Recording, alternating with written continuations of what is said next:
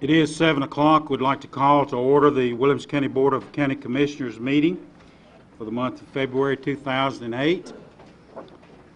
As you are our guest in our assembly this evening, we'd ask your cooperation. If you have a cell phone or pager, please turn it off.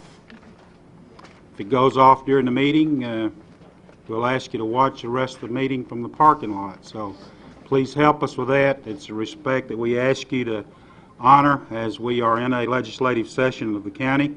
We have Lynn Sutton as our Sergeant at Arms tonight, and also Mr. Mark Elrod with us. Mark, good to see you again. Thank you for being here with us tonight, and certainly thank you to be here. We're honored tonight to have with us troop number 130 from the Berry's Chapel Church of Christ, the Boy Scout troop. And Mr. Paul Paratelli is the Scoutmaster, and these young gentlemen will be leading us in our pledge to the flag tonight. But before that, I'm going to ask everyone in the audience to stand as Commissioner Ricky Jones leads us in our invocation. Would you please rise? Shall we pray? Heavenly Father, we thank you for this day, and we thank you for the blessings that you have given us. Lord, we thank you for this opportunity to do our county's business, and may we as commissioners take our job seriously and vote for the citizens of Williamson County and their interest only. Dear Lord, this past week had a disaster hit our area. We ask that you be with the families, that their homes were stricken, but we also give thanks that there were no loss of lives this week. It's truly amazing that this happened, and we're sure your hand was upon our people. We ask that you be with us, be with each of us in this meeting. In Jesus' name we pray. Amen.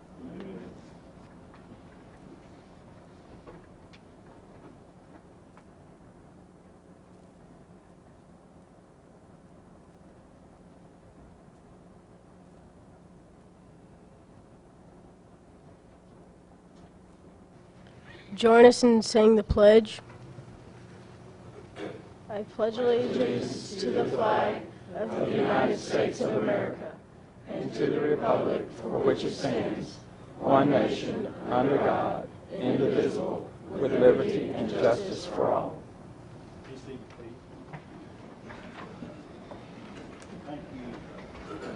Thank you, young men. That was the troop number 130 from the Berry's Chapel Church of Christ. Mr. Paratelli is the leader there, so thank you very much for being with us tonight. If you would, at this time we'll have the roll call. If you're present, press your white button so that we can have a recorded count. If you would, Ms. Lane, record the roll call, please. We're 23 present, 1 absent. Commissioner Lynch. Very good. We're missing Commissioner Lynch tonight, and want to remember as we move forward, it'll be 23 of us here voting, and I want to thank all of you for being here tonight. Approval of the minutes of the regular January 14, 2008 County Commission meeting. Each of you received copies of the minutes mailed out to you. I'll entertain a motion that we accept. Commissioner Wilson, second. Commissioner Tommy Little to approve the minutes of the 14th of January meeting. Any discussion? All in favor say aye. Aye. Opposed? Show it unanimous. Thank you. Introduction and acceptance of the Highway Commission minutes. These were sent to you and presented to you. I'll entertain a motion. Commissioner Mills, a motion. Commissioner Davis, a second. All in favor say aye. Aye. Opposed? Thank you. Show it unanimous. Citizens communication.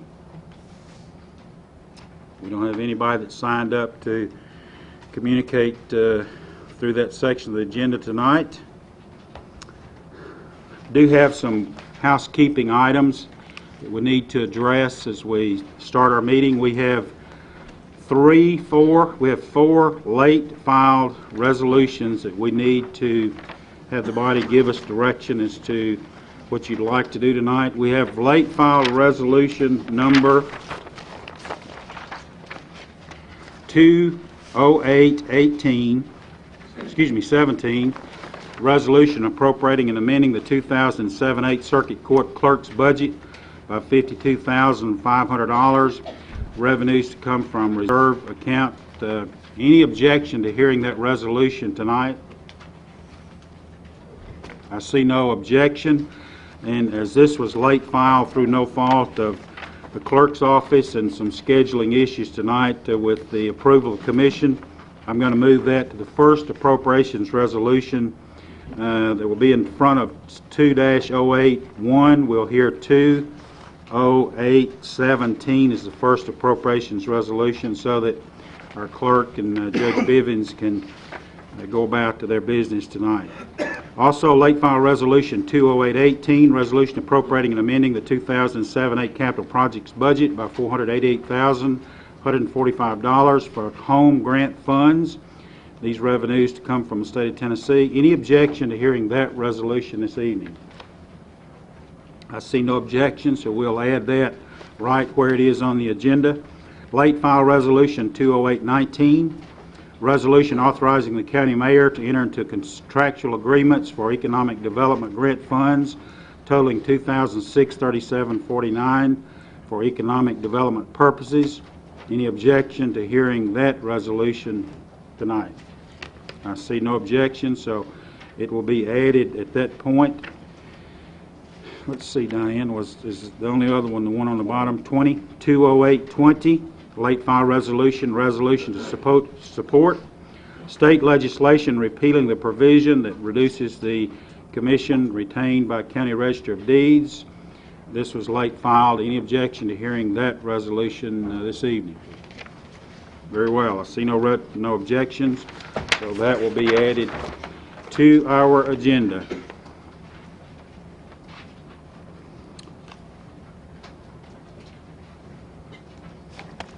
Commissioner Williams, please. That last one, the 200820, Yes, sir.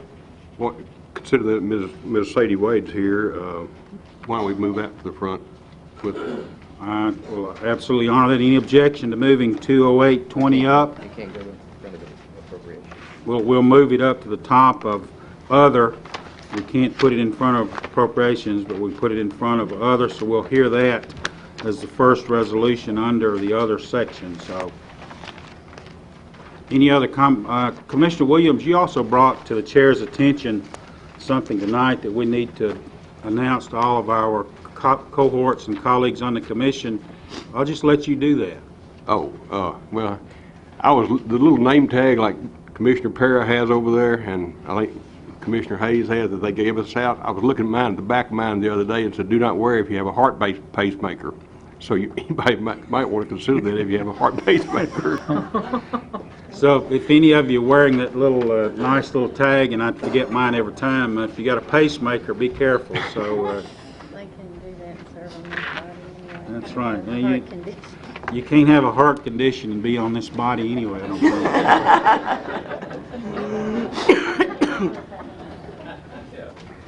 Commissioner Hancock, please. Mr. Chairman, just wanted to make you aware that of the motion that the three committees passed the other day. Should you put that on the agenda? Absolutely. At a Commissioner later time. Hancock and Commissioner Smith had several joint meetings, and we'll add that when we get down to the committee reports. Commissioner Hancock and Commissioner Smith will give us an update on. Thank you, sir. Thank you, sir, for that joint committee meetings. Okay, moving on to the mayor's report, and Mayor Anderson is not able to be here with us tonight, and we'll look to Dave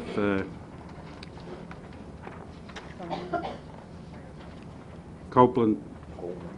I can't even think and read at the same time. David, would you come forward and give us an update on the financial information, please, sir?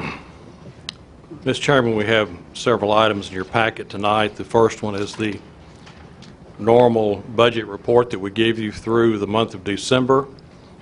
And by that being a 6-month report, you can start seeing some trends there in the budget, the way the revenues are coming in, and everything appears to be in order there.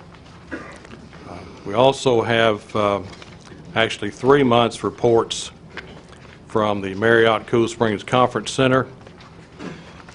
And I believe this is probably the best 3-month period we've ever had there. In October, we received a check of a little over $79,000. In November, a little more than $56,000. And in December, a little more than 60,000. So those were 3 really good months. They have cautioned us about January, so we'll see what those numbers look like when they get here, but they would follow 3 good months. Another report that we give you each month is the privilege tax report. This report is through January.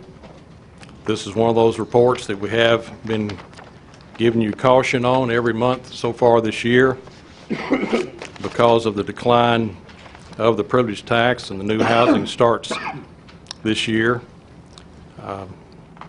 Just one note on that, if you compare these first 7 months to the first 7 months of last year, our collections are at about 62% of what they were last year.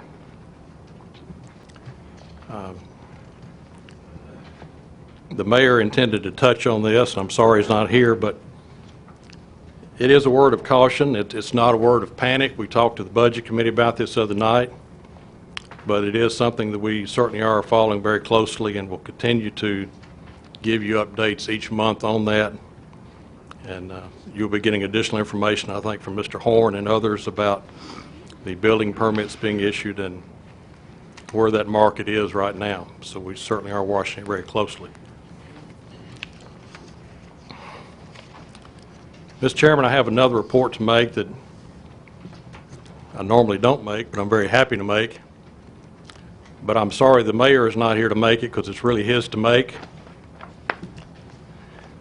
And on his behalf, I want to congratulate this body. You are now representing the only county in the state of Tennessee with a AAA bond rating.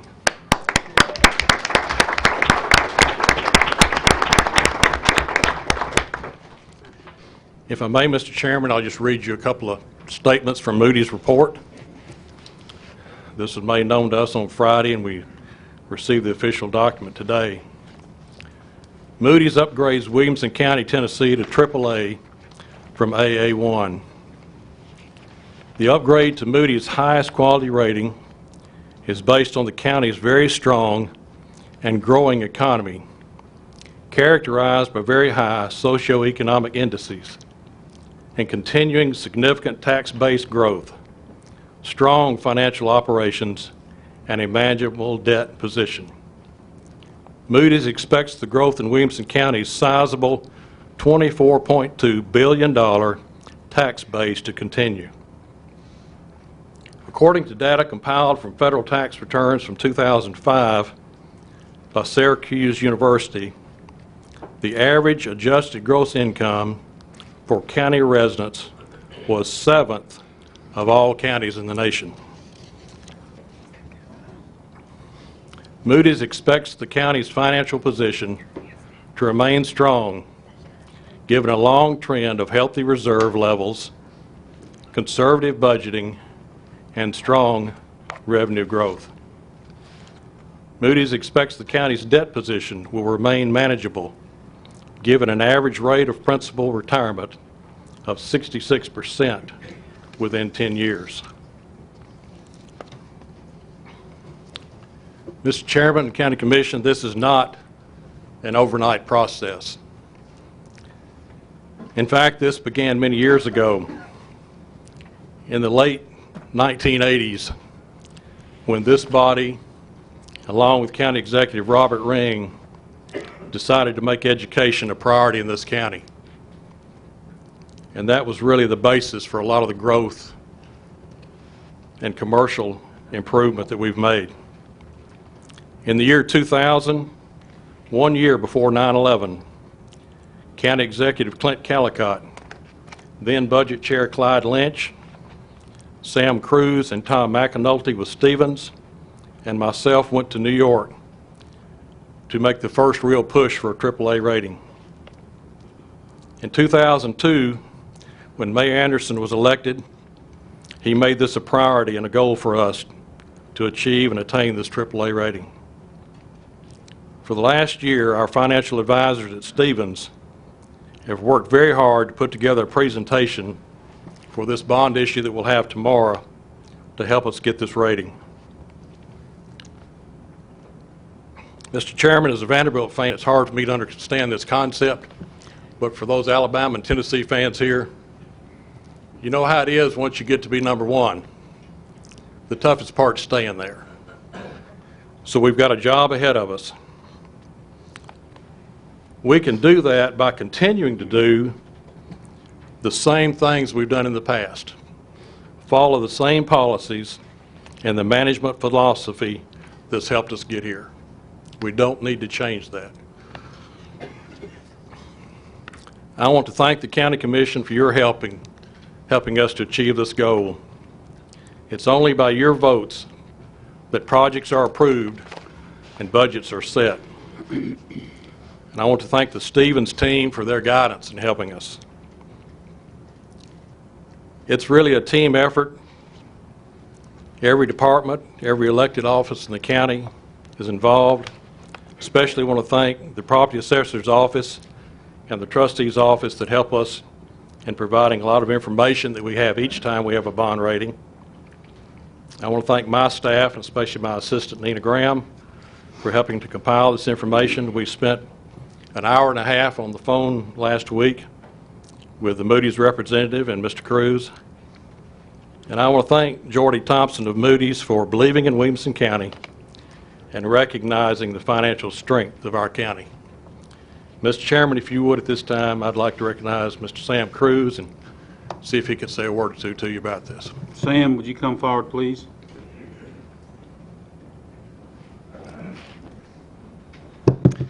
Congratulations. This is a very big honor for Williamson County. There's about 3,000 or so counties in the United States, and less than 50 have a AAA rating by Moody's Investor Service. I think there's 10 to 15 in the Southeast, most of which are in Virginia and North Carolina. So you find yourself in very elite company. I would say there's not one single event, that resulted in this upgrade. As David said, it really is the culmination of doing a lot of things well for a number of years. And I think one of the early obstacles with Moody's, even going back to 2000, was that they saw the growth in the county, and they just wanted some confidence that you could continue to manage it, because, as you know, it's quite a challenge. And I think, along with several other events, they have developed a confidence level that you can manage this type of growth, and that's a testament to this body, to the mayor's office, the finance department. I mean, it's truly a team effort. What this means in dollars and cents is a little bit difficult to quantify. Tomorrow you'll be having 3 bond sales for the schools and the general obligation and the hospital revenue tax, and I think you'll find that small differences in interest rates add up to a lot of dollars on a bond issue. And I would say, generically speaking, in this interest rate environment, you might be saving 1/10 of a percentage point, which doesn't sound like much, but that'll be somewhere close to $400,000 over the life of this one issue. And your rating isn't limited to this one issue. So from now on, as long as you continue to maintain this rating, you'll hopefully save quite a bit of money. And the last comment I'd make about this is the average size of most AAA counties is approximately 700,000 people. So really, again, you're very unique in being a county of this size and being elevated to that elite group. So you're to be commended, and as Mr. Coleman said, I hope you will keep doing what you've been doing. So congratulations. Thank you, Sam. Let me say on behalf of the entire County Commission to you, David Coleman, and to Rogers Anderson, thank you, because your leadership has made this possible. And if you'll just reminisce a moment and think back, this is the culmination of the work of current Budget Chairman Russell Little, 1 year ago Budget Chairman Clyde Lynch, before that Chairman Lewis Green, and before that Chairman Arlene Cook. And we go on back, and most of you have had the occasion to serve on that budget committee, and it's a challenging situation. And I want to say on behalf of the commission, David, thank you for yours and Roger's leadership, and we couldn't have done it without you. So thank you very much. At this point in the meeting, got some comments I'd like to make, and I've asked some of our staff to bring before the County Commission some information tonight that I think that Commissioner Smith, I'm sorry, I'm looking up. Go ahead, I'm sorry. Thank you, Mr. Chairman. Just on this same topic, very briefly, having gone through this as Commissioner Langston did with the City of Franklin in achieving this AAA, I just wanted to point out what really hadn't been said is that this allows us to borrow money at less cost, saves money for the county, for the taxpayer, really. That's what this is about. It's saving money for the taxpayer long term. That's who it's ultimately going to benefit. Thank you, sir. Thank you. Any other commissioner wishing to comment? I see none.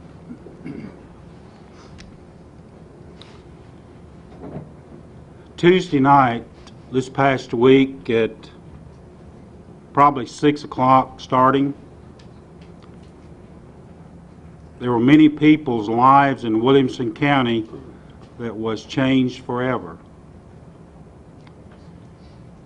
Most of you were coming home from probably having voted to sit down to the TV to enjoy the evening, and a lot of our workers were intending on doing the same thing. But at about that moment in time, the lives of our employees, a lot of them, and the lives of many of our citizens in this county literally have been changed forever. As Commissioner Jones mentioned in his prayer tonight, we were so blessed in this county, even though the devastation occurred, that not one single life was lost. The first thing that I did was I was up most of the night, Tuesday night, with all of the issues that took place. I was in the field early Wednesday morning, Thursday, Friday, Saturday, and I saw firsthand things that I'll never forget the rest of my life. And as I looked at the power and the force of nature and what happened in this county this week, I continue to be awed over the power and the strength that came through this county that night. And God blessed us so much because nobody was killed. Several people were injured. As a part of our recognition tonight of that issue, and as a part of this county commission being informed as to what's going on, when I was there, Eddie Hood was there, Bill Jorgensen, Mike Thompson, Con Garrett, one of the friends in the community, was there and made several photographs. I've taken the responsibility of compiling this, and tonight I've asked to come before us first Mike Thompson, as a part of Mayor Anderson's report, to report to you the numbers and the specifics of his agency and what happened. Eddie Hood is going to come after Mike to share with us about his staff, because, and I'll let him tell you, he needs to take credit for the wonderful men and women that have been living in that community since really 9 o'clock Tuesday night. We've had people there. We had all sorts of support from the Sheriff's Department, from the Tennessee Highway Patrol, from United Way, from Grace Works, from the Red Cross, from the emergency dispatch area and Bill Jorgensen's area, and Bill will be following Eddie tonight to share with us some information. Lewis Bumpus and his staff have literally worked 24/7 to help get us back to where we are. So that the commission, and one other thing, our own Bert Chalfont, who is the general commander of the Medical Support Corps across the state of Tennessee, activated the Tennessee Brigade, and General Chalfont and his Tennessee Brigade were there all day Saturday helping the many volunteers, and hopefully Commissioner Jones can share that with us tonight. So the thing that we're going to do to save time, I want you to pay attention to what they're telling you, but while they're doing that, you're going to see on the screens above you some of the shots that were made almost immediately when the wind quit blowing, and you'll see firsthand what some of our citizens are faced with tonight. So Mike, with that, and if we could start the photo, they're going to go through, and you can watch these as Mike speaks and then Eddie speaks, and I think Bill has put together his own little show. He's trying to upstage me, I think, but as we go through, these are just going to be on the screen. Mike, go right ahead, please, sir. Okay, thank you. Our day Saturday with this storm actually started at 10 a.m., or Tuesday rather. Days are starting to run together.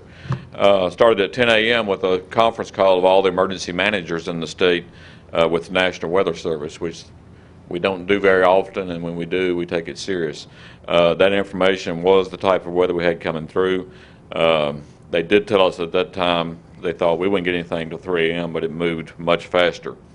Our first call was a little bit after 9 that night, and things rapidly escalated from there as far as the calls in just a few minutes. I'm not going to get too much into response other than try to mention some of the people that helped us that night. We knew we had possibly a collapse situation, so we had Brentwood Fire Department, Franklin Fire Department, Metro Nashville sent us 3 teams to help search the areas. We had, of course, county fire departments, sheriff's department, EMS. We also had highway patrol almost immediately. Highway crews were out there. DOT was out there from the state rapidly that night. And a couple of departments that you don't normally think about that were involved in immediate response but have worked a lot with us and we do a lot with. One is animal control. We called them because of the animal situation out there, and they've continued to work with us all through it, and that's not unusual. We work with them a lot. In fact, Tony Fortner heads up our disaster animal response team in the county, those efforts. Another one that you don't think about working in an emergency situation that much is the assessor's office. After it started getting daylight and we got a better handle on what the scope of the problem was, I called Dennis Anglin at home before we even left Wednesday morning and cleared the scene. He had an assessor on the scene to start us with the assessment. When the FEMA people came in, the SBA people came in Saturday, they said no other county they'd been to had given them the kind of records that we had given them. And that all started with Dennis on Wednesday. He gave it to us, and my staff continued to refine it during the night.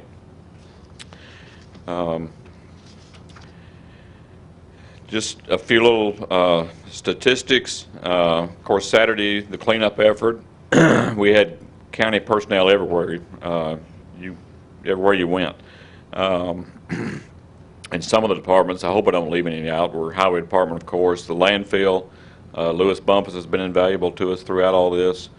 If I can't find something or somebody needs something, you can usually call Lewis and he'll pull it out of somewhere.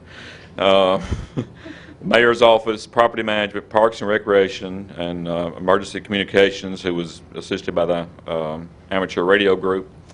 We had asked the United Way earlier in the week to coordinate volunteers, and they tell me they registered themselves 750 people Saturday, but that's not counting a lot of church groups and other groups that were out there. But we can account for at least 750. Also valuable to us Saturday and Tuesday night has been the school system. When I finally got to Pinewood Road after going several other places Wednesday morning, by then I guess, may have still been Tuesday night, there was a representative of the school system there. He opened Pinewood School for us, got things going, was trying to round up some additional oil for the chainsaws and get a truck for generators. Woke Commissioner Hancock up 2 or 3 times, I think, coordinating with him on what was going on with the school system. And then Saturday, they supplied buses for all the volunteers, which made a huge difference on the traffic. We're still working on our damage assessment. We spent a lot of time out there. As I said, we did, FEMA and Small Business Administration were here Saturday, and we went through everything yet again. And we're still trying to refine some of that, but it has gone up some. Currently, we have 94 structures that were affected.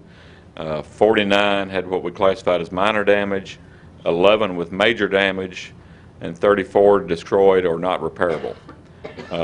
By not repairable, that's of course means that they weren't knocked down completely or total at the time, but they're probably not going to be fixable and will have to be at some time. Planning Commission is already working with these people as they try to replace their homes in the area, and so they don't get delayed in that process. The Red Cross opened a shelter Tuesday night.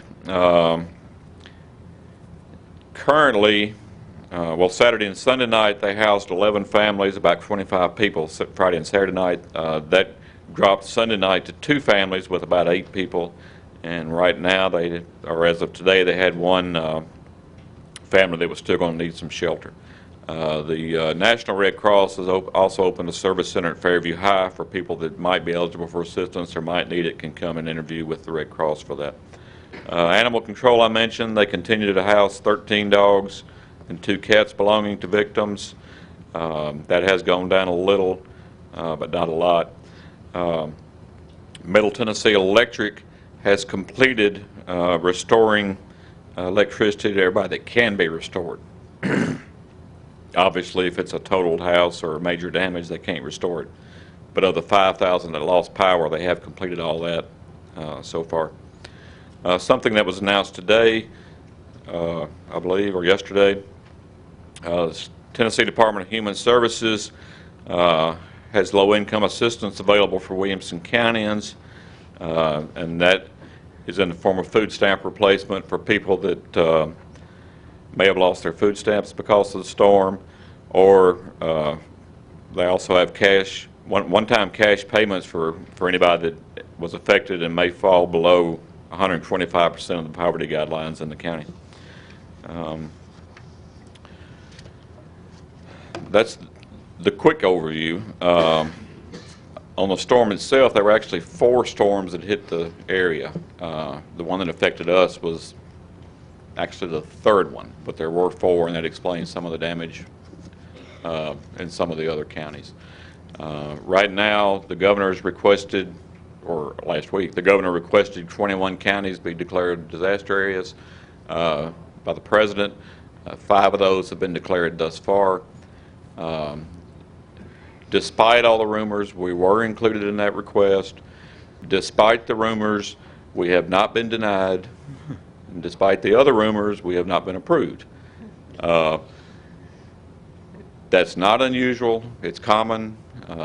First off, those crews go into the worst hit counties in their mind. They were declared immediately. That's those 5. Then they visit the other counties. The release or the declaration itself said other counties may be added later. A second crew from FEMA is coming this week. There's no guarantee we'll get it. There's no guarantee we won't get it. Just for a couple of examples, the windstorm that went through in '99, which we didn't have as much structural damage as we have with a lot of other storms, mostly trees, that was a presidential declaration. The worst tornado we've had in Williamson County, the Christmas Eve tornado in '88, was not a presidential declaration. So you know about as much as I do as to whether the chances are that we'll get it or not. It could be anywhere from 48 hours after their crews are here to whenever they get around to it, if we do. So I'll try to take any questions. Any questions of Mr. Thompson? Commissioner Walton, please. Thank you, Mr. Chairman. Mike, if you would touch on the meeting we had Saturday morning, you were talking about a 75-25% match, if I understand it right, and that's the importance of volunteers registering. And if you could touch on that. Okay. I thought that was important, that needs to be out. Under a declaration, any funding would be 75% federal, 25% local and state. In previous years, the state used to fund the entire 25% of that local state match. They have stopped that, and that's varied some. As a rule, it's been 12.5, 12.5. Um, The important thing is, and then I'm talking public assistance, which public assistance is the government funds. The important thing for us is, in order to meet our match, we can use unpaid labor as an in-kind contribution. There's a lot of people that, even though it was labor on county government's part, if they don't normally get overtime or they were on their regular shift, that's not part of the declaration if they were getting paid anyway. For instance, deputies that were on duty, that cost at that time would not be. When it went into overtime, it would be. But there's also a rate for volunteer labor, which would include even the volunteer fire departments and all the people Saturday. As long as we can document those people and the hours, we can multiply by that rate and use what that dollar figure brings as our match. So it's vitally important, and I brought that up Saturday morning when we were talking to the team leaders, that they account for those people and make sure they sign in and sign out as to how many hours they worked.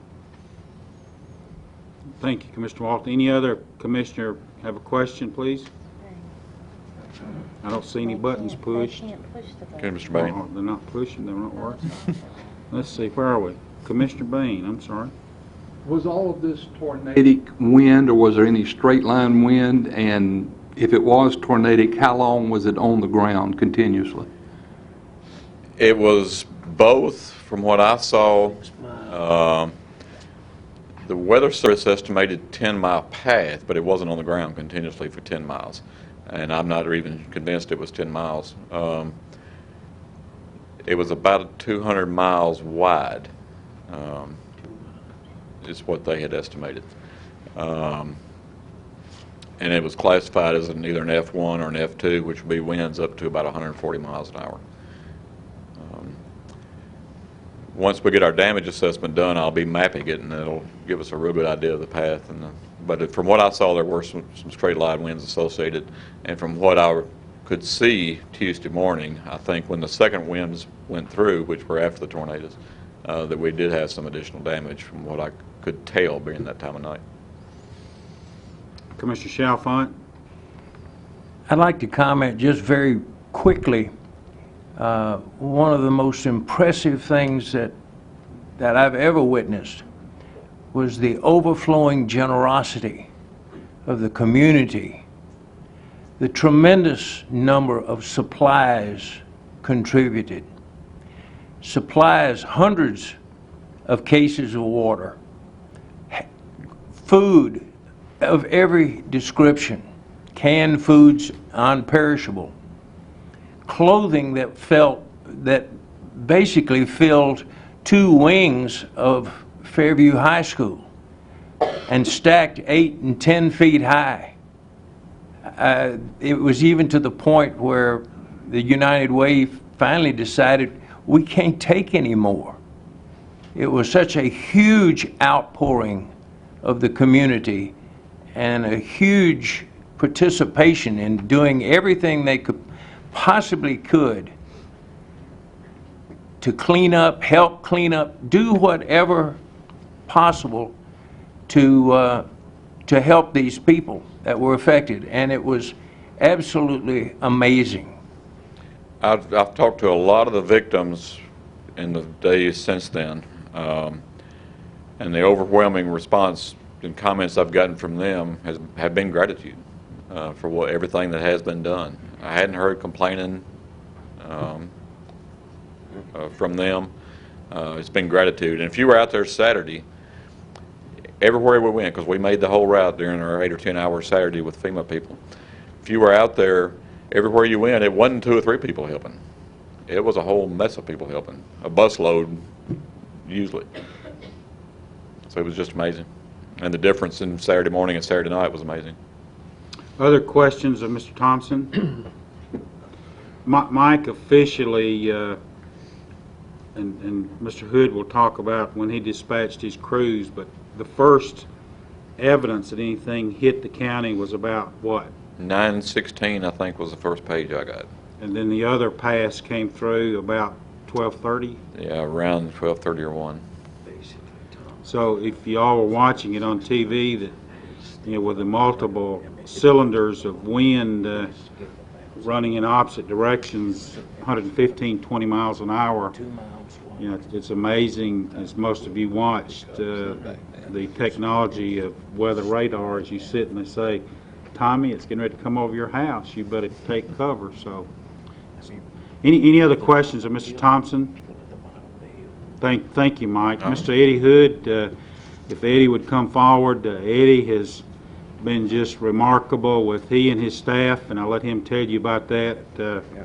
We got through there early Wednesday morning, and I know he'd been there Tuesday night, but he was kind enough to get me there, and we literally cut our way through some of those roads as he and I drove. So, Mr. Hood, share with the Commission what's happening from your perspective, please, sir. Thank you, Mr. Chairman.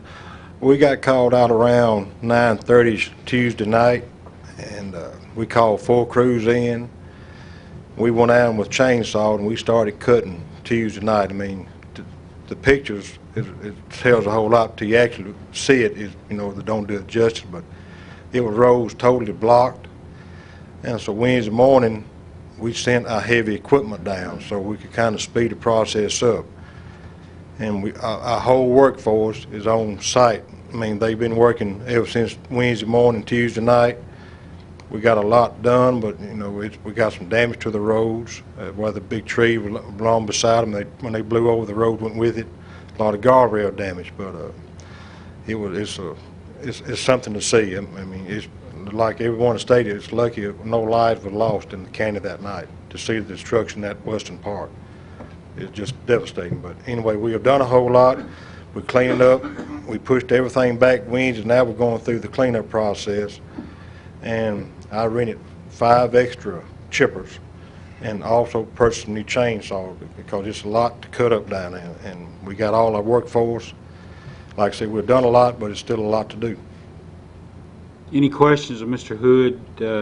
Eddie, cover one of the issues that came up as you and I were going through what we're planning on doing as it relates to what the county will do as it relates to clean up. People can get it to the side of the road, similar to what we did when it went through Cottonwood and Cotton Lane back earlier. Would you apprise the Commission of that, please, sir? Right, yes, sir. If they can get the debris to the side of the road, we will get it. I mean, I'm sure we're going to have to go back several times after that, but it's a slow process on the individual to get it out. But if they can get it to the road, to the edge of the road, we'll take care of it from there. And like Lewis Bump's been a blessing in all this. He has pitched in there, and anything we take, he said, bring it to me. So if they can get it to the side of the road, we'll take care of it. Commissioner Jones, please. How many roads would you say were structurally damaged? Structurally, you probably had looking around 5 roads structurally damaged. The worst road was South Harpeth Road. Harpeth, yeah. And we had some guardrail damage on Lampley Road as well as Younger Creek Road. But overall, the roads itself is not that bad, just minus South Harpeth. That's probably the worst road there is. Mr. Hood, also, if you would, one of our commissioners, I won't call his name, but spent a great deal of time with me on Saturday. And he said that I took him on roads in this county that he wasn't sure that I knew where I was. He sure didn't know where he was. Tell the Commission basically the roads that this really wiped out and went down so that the folks can know and the Commission can be informed, please, sir. It was around 18 roads that had some type of trees across one time or the other. It started out here. You want me to name them all? Please. It started out here. I mean, we started on O. Harding Road, Russell Road, and then you went to Bedford Creek Road, Fernvale Road, South Harpeth Road, Caney Fork Road, Mangum Road, Coldwater Road. Coldwater had a lot of structural damage too on top of the hill as far as homes being blown away.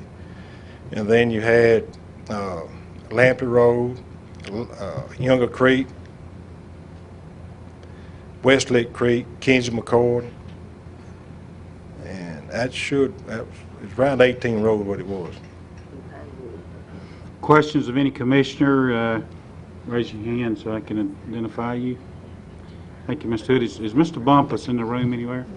No? Judy? Lewis called me just before I left home, and he could not be here tonight. but he particularly wanted me to express his appreciation to everyone, just like you've heard here about how everybody has pitched in. He did have his crew working 22 of the 24 hours, many of the days, and he kept the landfill open as long as there was anybody bringing anything, and will continue to do so. And I'd personally like to say thank you to all these people, and thank you to all of our staff and all the people involved and all the community for their outpouring of generosity. Thank you very much. Okay, at this time, we'll have Bill Jorgensen come forward. Bill is the director of our E911. And let me say on these slides, too, as you see up there, this is an actual shot of that nice donkey standing in that barn that left him. There weren't any elephants, John, that I could find out there. This is, I want to be politically correct, but the donkey is there, and I guess the elephants got blown away or something. But Mr. Jorgensen is our E911 director, and I serve along with others, and Mr. Thompson is on that board for E911. And my first question to him, and he kept me apprised late Tuesday night, as well as Mike did, and my question to Bill was, did all of our equipment that we purchased work? And did it all fall together? And he assured me that it worked very well. So I asked him to put together this information to share with you tonight, the stories it relates to the E911 side. Bill? Thank you, Mr. Chairman. First, I'm going to play about a 3-minute long PowerPoint presentation that does have some sound, 911 calls and radio traffic as the tornadoes were coming through the county.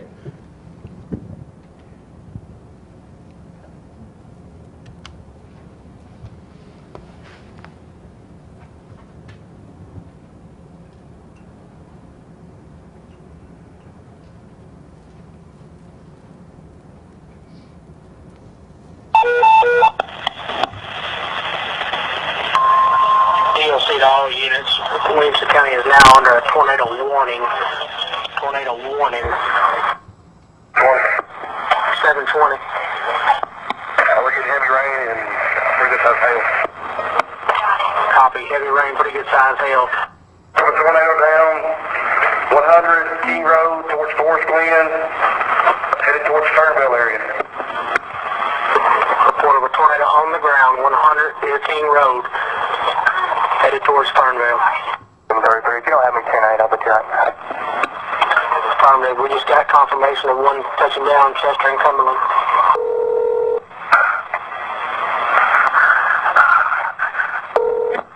911, what is the address of your emergency? 7355 Coldwater Road. We got people trapped. The house is falling and they're in the basement. The house is collapsed. Coldwater Road, 7355. How many people's in that house? I think there's three that we haven't found yet.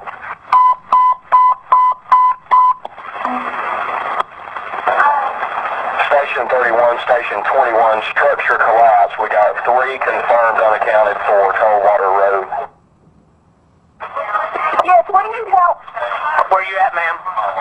96 South Harpeth Road. 96, old 96 South Harpeth? South Harpeth.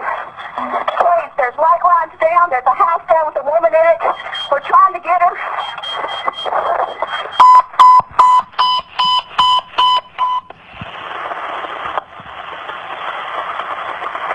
Station 14, all call to the Fairview area.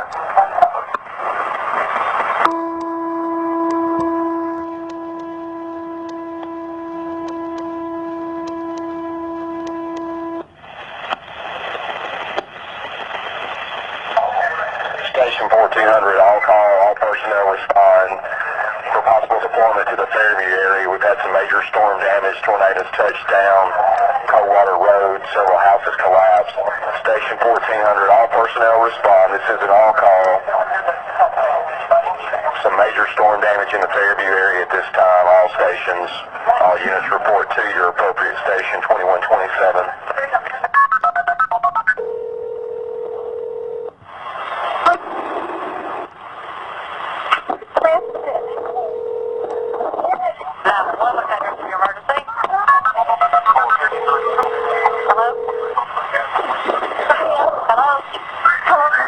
Hello?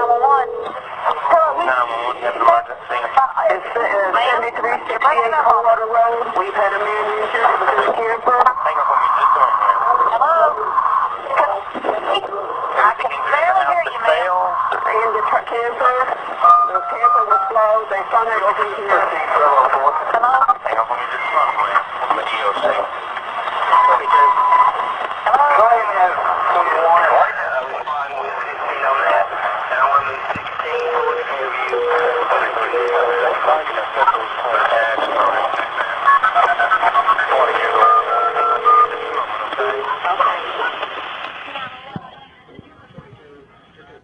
This went on and on and on for a long time. We took 85 911 calls between 8 p.m. and 8 a.m. And we were extremely busy. We had 4 people working when the tornadoes hit, and within an hour we had 9 people working in the dispatch center. I wanted to thank the Commission for funding some of the equipment that we used that evening. The new radio system that the Sheriff's Office, EMS, and the Rescue Squad and Fairview Fire are using. That tornado, if there was 2 of them, went between the towers and didn't affect the system at all. The system stayed up and running. Did it not, Mr. Elrod? And I will say, before the tornadoes got here, the amateur radio people, I've got to thank the amateur radio people. There's 53 storm spotters out in the field spotting this weather as it came through, with quite a few of those in the Fairview area that were given reports that were passed along to the National Weather Service. And just real quick, some of the other equipment that we used was the high-speed notification system. I think that was bought with grant money, but I know we used it numerous times, and we used it on, to call 7,000 phone numbers that Friday afternoon to let them know about the volunteer effort that was going to be taking place Saturday, and let the public know, the citizens of Williamson County, where they needed to call to help out and what they could do. This last picture here is a portable tower that the county bought. We put portable tower up Friday evening out on South Harpeth Road, right next to one of our employees' houses. There were some pictures of what was left of one of our employees, Jenny Irwin, after the tornado hit her house. Employee house, right? An employee's house? Yeah, you said left of our employee. What's left of the house. So the portable tower, we put up a repeater in the area. We're able to use Emergency Management's radio cache. Had 53 portable radios. 35 of them were checked out Saturday, so the people would have the volunteers, the landfill, the Parks and Rec Department, the Highway Department, so they all would have communications out there on a separate channel. Are there any questions? Any questions of Mr. Jorgensen? I see none. Thank you so much, Bill. Thank you. As all of you have seen, as I stated when we started into this discussion, I felt it appropriate that you be informed. Several of you have indicated a desire to see what happened, and this was a way to do that. To close out this section of our meeting tonight and move on, I want to allow the opportunity of Commissioner Greer, Commissioner Jones, and Commissioner Hester and Hancock, because this is in the very heart of their district. If they have any comments to make, we'll hear them. If not, we'll move on. And let me start with Commissioner Jones. When I arrived early Saturday morning at Fairview High School to do what I was asked to coordinate, there were hundreds of people in the building. And before the day was over, there were literally thousands of people that had showed up, and Ricky Jones was in the heart of getting that organized, along with Principal Tony Donan and other folks. Commissioner Jones, if you would, whatever comments you'd like to make, please, sir. I'd just like to reiterate all the thank yous that we have. We have a lot of people behind the scenes. We had, and there may have been more, and I hate to leave anyone out, but we had 3 commissioners show up that day, and I know Houston didn't want to mention Jack's name, but Jack was there, and Bert and Houston were there, and I really appreciate all the effort. Jack was down Fernvale Road. He said he didn't know these roads, and he was down there directing traffic. So, I don't know where a lot of these people ended up. But I appreciate Jack and Houston and Bert. I didn't know Bert was there until the end of the day. He had been working hard, and he was out there helping the people out. Some of the people I'd like to mention is Janice and Steve Boren. They've headed up this effort in Fairview, and our administrative team at Fairview High School. All the principals and assistant principals were there all day, late Friday night and all day Saturday. Our guidance counselors, they went out in the field to check for homes and people that needed aid and took a list, and we came back and divided everybody up into zones and made sure that we had a zone coordinator for each zone and a house coordinator for each house to make sure that these people's needs were taken care of. HOSA group, Health Occupation Services, headed up by Christy Brummett and Christina Esong. Collection. We had collections everywhere. Yesterday we had a man from Dixon County bring in 40 cases of water by himself. I told this group from Grassland, 14 and under soccer team, brought in a trailer load of clothes the other day, and we've had people outpouring from all over. We had a call yesterday from CNN in Michigan asking how they could help. So I'd appreciate these people. Gene Cotton has put up a website called Williamson Rocks. If anybody wants to check up the latest news of this, Gene Cotton has been invaluable in helping out, and it's williamsonrocks.com. If you want to keep up with the latest, where you can volunteer, and just invaluable with information. The people that we mentioned tonight, Eddie, I can call him and say we have wood on the side of the road, and he says, yes, Mr. Ricky, we'll be over there in a little bit. The landfill that's been open, the E911, the emergency management, and we've had a lot of help. Those radios do work. We had a police officer with the radios the night of the tornado. We were huddled in a hall as we listened to that saying Highway 100 and King Road, and you could see fans and students sitting in the hall in the correct positions because they knew how serious condition this was.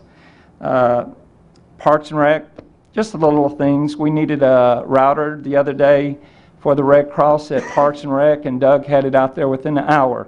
So I appreciate everyone that helped. I do want to say food and clothing is at the toolbox if anyone needs it. There's plenty. It's going to go from there to Grace Works. Also, all the churches in the community, the Baptist Church is offering free daycare on Mondays and Wednesdays. There's also plenty of food. Greens Chapel's hot food, the Churches of Christ disaster relief effort. It's just been a genuine outpouring of support and help, and it's great to live in a county like this. John and Barbara Jones did a good job with the buses on Saturday.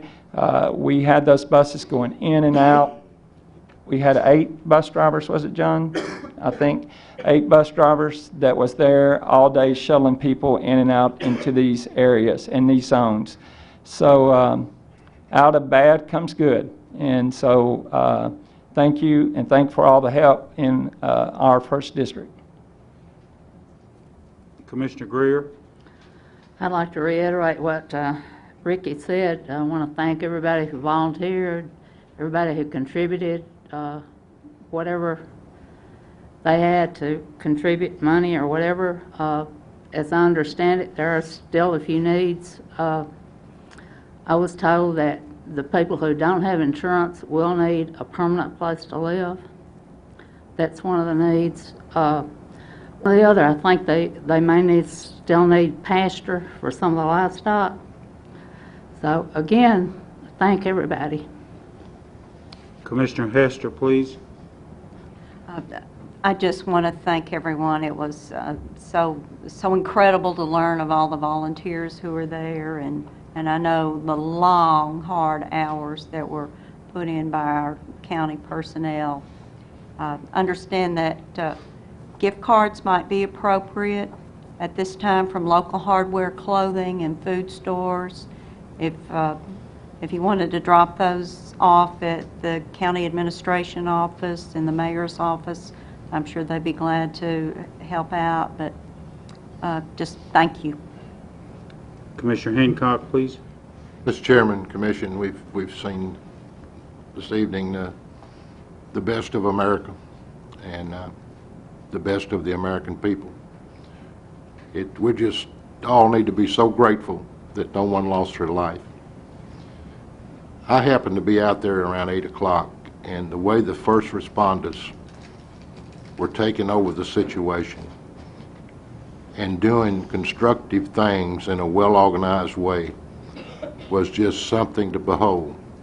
They must have been 75, I'm just guessing, electrical trucks from all over Middle Tennessee that were already positioned, going in different directions to certain sites to reestablish electrical power for those 5,000 people. On behalf of my district, and I just thank everyone that had anything to do with it, let's try to keep in our minds now that the real work starts now. These folks have got to rebuild their lives, their homes, their lives, and we need to all try to be a stepping stone toward that, and certainly not a stumbling block. Thank each one of you.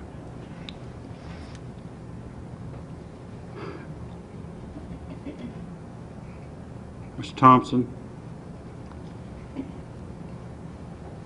I just wanted to add real quick that in spite of all the first responders, the fire departments, and all the work they did out there, they still scraped together 4 crews that went to Sumner and Macon County Saturday, so we're still helping our neighbors in the middle of all this too. Well, it is a very sobering experience, and I want to personally thank our Recreation Parks Director, Doug Hood. Doug had his staff, trucks, people hauling stuff, and every department of county government was there working to make that happen. And Doug, thank you for making your folks available to us to get through that difficult time. And let me say in closing 2 things that we need not forget, and Commissioner Hancock touched on one of those. These people's lives in that area of the county literally have been changed forever. Friday morning, Greg, Transportation Department, and I, Greg Bowe, went back out there, and I had the opportunity to sit on a slab of a front porch. Photograph was one of those up there, and all that was left of this gentleman's house was that slab and a basement. Nothing was left. I sat there with him, and he cried the entire time. And it was a very emotional day for me that day because I knew him. And he asked me as I left, Houston, don't forget us. This is an area of the county, and I want to say this in as much love as I can. I think all 4 of the commissioners would say this. This is a section of the county that needs help unlike any section of Williamson County. A lot of these folks didn't have 1 dime of insurance. This older gentleman put his arm around my neck and he said, Mr. Nairn, everything that I owned was in that house. And everything except my life and my wife and my child, that's all we got left. I don't know how we're going to build back, if we can build back. So my plea to anybody that might be watching this and all of our commissioners, the work, Commissioner Hancock, as you stated, has just started. These people need our love, they need our help. And again, my special thanks to the Sheriff's Department, the Tennessee Highway Patrol, and all of those that have worked extra to make sure that the place has maintained its safety. One of the challenges, believe it or not, we've got to make sure that that gentleman's possessions of life that are scattered over the 20-acre field that's in front of his house, that he finds it and he recovers it. You know, not somebody out there trying to make a quick buck and pick it up and pilfer it and leave with it. Now that's, ladies and gentlemen, that's the challenges that we face, and Mark Elrod and his staff and all the people in the Sheriff's Department. Dusty Rhodes, spoke to Dusty, and he had 5 cars there in a moment's notice to assist in what we're doing. So please pray for these people. Don't forget them. And just wanted the commission tonight to be aware of the heartstrings that have been pulled. And remember, as I stated this section of our meeting tonight, all of our lives have been changed, but these people's lives have been changed and impacted forever. And let's do our part. Let's do everything we can to be of assistance, and all of you have done that. But again, unless there are any more questions or comments, we'll move on. But I wanted to take this time, and I have taken a little bit more time than I'd planned to, but I thought it important that this body know that, yes, there are people in hurt and in need, but yes, the Williamson Countyans have stepped forward and will continue to do that. So thank you for your indulgence, and hopefully you know more about where we are than we were when we started. But other reports as we go through, that's Mayor Anderson's report. We've got one more report that's a part of the mayor's report that he had asked me to allow tonight, and that's a report from Mr. Steve Lewis with Habitat for Humanity. Steve, I'll give you the podium, and we'll hear from you, sir.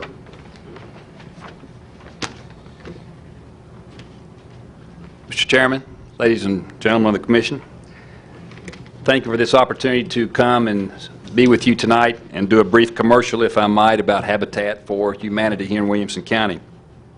I'd like to just ask you for the next 3 or 4 minutes to wipe your mental slate clean, if you will, about what you think you might understand about Habitat or what you might know about Habitat for Humanity. In early of 2007, we started a tradition or an initiative called Building New Traditions. And we met with 90 civic and business and church and political leaders here in the county and asked them, is there an affordable housing problem here in Williamson County? 95% of the people that we talked to said, yes, there is. And then we asked, well, what's the answer? What is an affordable housing problem? The answer was housing that is less than $150,000. The other answer we received a lot of is for people, housing for people who make less than $50,000 a year.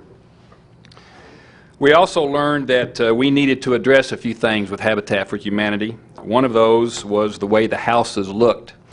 I brought a design that's behind me that's one of 8 different designs that the Jones Company put together for us as a way of making a change in the way our houses have been designed over the last several years. We also learned that we needed to make some internal changes in order to be easier to work with, and we've done that. Now let me explain probably the best way to explain Habitat. I call it the pile. And if you will, just assume that there's a big pile of supplies and money and building materials, and from that pile comes an amount that is used then to build a Habitat for Humanity house. And then what happens is over the next 25 years that pile is paid back by the homeowner that buys that house. And I do want to emphasize that buys the house. It is not a free house. The labor in these houses is all volunteer work. It's from sponsoring groups. Some of you I know have been involved in some of those. I've seen some faces here on Habitat sites, and we are eternally grateful for that. Let me tell you just a second about the families. The families that we serve are families that earn less than or earn between $20,000 and $40,000. And again, they must pay for the house that they purchase. They must put in 500 hours of sweat equity. 300 of those are put in on other people's houses. That's kind of what we call a character check to make sure that they're going to partner with us. The other 100 is gotten by financial classes that they go to, and the other 100 they get by working on their own house. A homeowner pays a mortgage. They pay property taxes and they pay insurance. The only difference between that house and the ones that you and I live in is that there's no interest on that particular on that house. Habitat receives their money over the course of the 25 years. Again, it's not like going to the bank where if you're a builder and they cash out and they give you all the money, you can go on and build another house. We get our money in the terms of about $17,000 to $18,000 a month that comes in from mortgage payments. A couple of other embellishments that I might want to share. A house in Williamson County that does sell for $100,000. As soon as you put the key in the door for the first time, it's worth $140,000. So one of the things that we've changed is that we've put a silent second mortgage on that house to tie up the equity, so that here in this county people are not flipping houses and that we're not removing houses from the affordable housing market. We also have the first right of refusal. In other words, if someone does want to move or if they want to sell or whatever, that we do give them the opportunity to do that. We have the opportunity to take that house and again try to keep it in the market. Our goal here tonight is just to share with you a couple of things. We're trying to build 46 houses over the next 4 years. These homes will generate property taxes to the tune of about $1,300,000 or $1,172 per home per year for the next 25 years. I'm going to give a brochure to you that'll have that information for you on the back. The existing 70-plus homes that we have already generate close to $1 million in taxes every year. We hope that we can be perceived as an answer to affordable housing here in Williamson County. We want to keep our service-oriented workers here in the county. They work at places like the Williamson Medical Center. They work at Target. They work at APCOM. They work at Moody's Tires, just to name a few. And it is doubtful that we can help all of them but like the story of the little boy who went along the beach and threw the starfish back in the water to save him, we want to do our part with those that we can.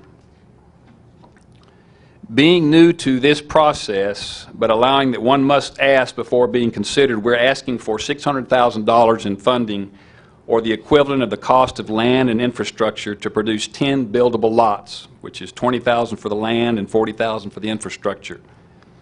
Another way to look at it is for 30 homes, which is $20,000 apiece. The county benefits by having 46 new homeowners who will spend an additional $4.6 million in the community over the next 25 years, and therefore producing increased sales tax revenues to the county each year.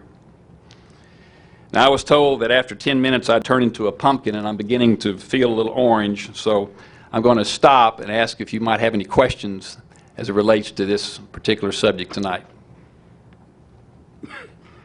Any questions of any commissioner? Commissioner Brockman? Thank you, Mr. Chairman. Where will these homes be built? Have it been identified? Where all 46 of them are, I can't tell you at this point. The next houses that we build, they'll be on Natchez Street. We've got some houses about to be put in there. We are still building some houses in Spring Hill. We've got 4 pieces of property in Spring Hill. We've got another piece of property on West End Circle.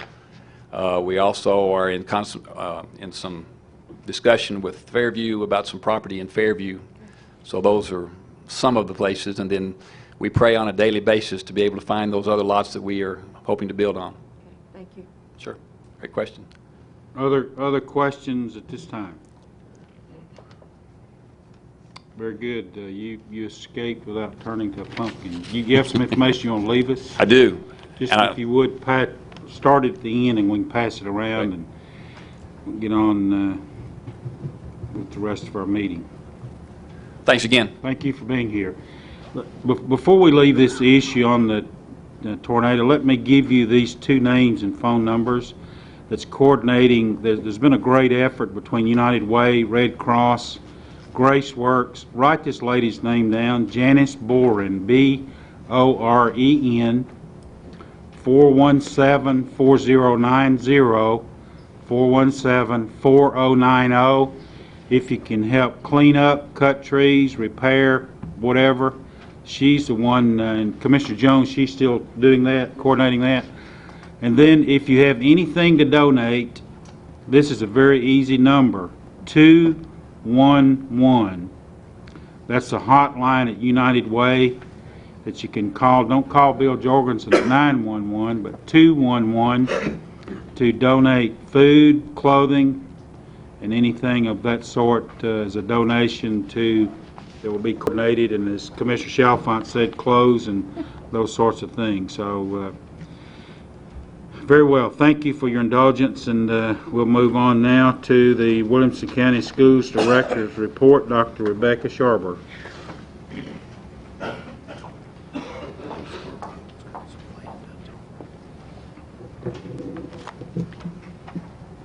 Mr. Nerin, is it possible for me to move this mic down? Because Can you stand a little I'm higher? on my tiptoes now, and Put I it stood down. on my tiptoes all last month Pull because it I was down. afraid to touch the Okay, mic. you can do that. Thank you. I do appreciate that. Get you a stair. I may need a step to or a carry chair- around or a with me. chair, maybe. Thank you, I might do that. I'm sorry. Go ahead. Just a few things to report since your last meeting. Thank you, ma'am. Our district did complete our district accreditation visit, and we will be receiving our official report, but we did extremely well, as we expected to do and were hoping to do. We had rave comments, lots of commendations, one particular recommendation, and we certainly agreed with their recommendation. And as we get the report, I'll give you fuller information about it. But we were very pleased with the report from the district accreditation team, and we will be accredited as a district, which will save a great deal of time, effort, and even money in the future for all of the schools in the county. We announced our Teachers of the Year last week, and if you are interested in seeing who they are at each building, and for elementary, middle, and high school for Williamson County, look in Focus, because all of the information is there.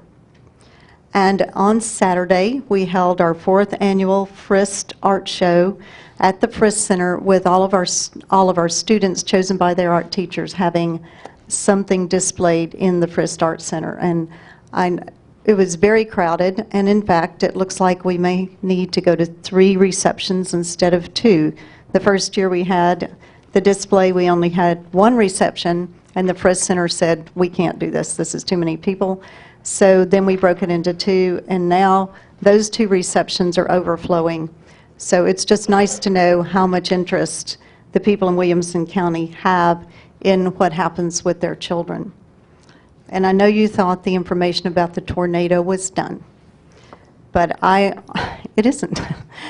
I wanted to praise some of the people in our department who did help, and I do appreciate that Mike and I think Bill and Ricky have mentioned some of these, but I did want to say specifically, I am not certain, even today, that I would have known there was a tornado going through Williamson County and having hit something, except that Kevin Fortney, our facilities director, was called to Pinewood School because the electricity was out. He called me to tell me that there was no power at Pinewood, and there would be no power at Pinewood, and that a tornado had touched down. So I knew that I would need to call the TV channels and call people and let them know we could not have school at Pinewood Elementary School the next day because we had no power. We had a precedent for closing 1 school in the district for lack of power. That had happened in the past. However, I did not want to do that immediately because if you were watching the weather at all, you knew that there was a lot of activity going through the area. So I watched the tornadoes on television going through Williamson County to determine whether or not we were going to have other places that might have issues, so we might need to close schools. We didn't have other places with issues. No one else called. I called like I always do when we have a concern about opening or closing schools. And let me preface this with, I think my goal is supposed to be to have schools open. Now, I know there are many people, especially students, who think my goal should be to have schools closed. But I think I'm supposed to keep them open. So anytime we have to make a decision about closing schools, we do have a process that we go through. I wait for some kind of notification from transportation. Transportation has spotters in all areas of the county that go out when we think we're going to have bad weather. They check out the roads, they call Mr. Hancock. Mr. Hancock calls me and says, we can put buses on the road or we cannot put buses on the road.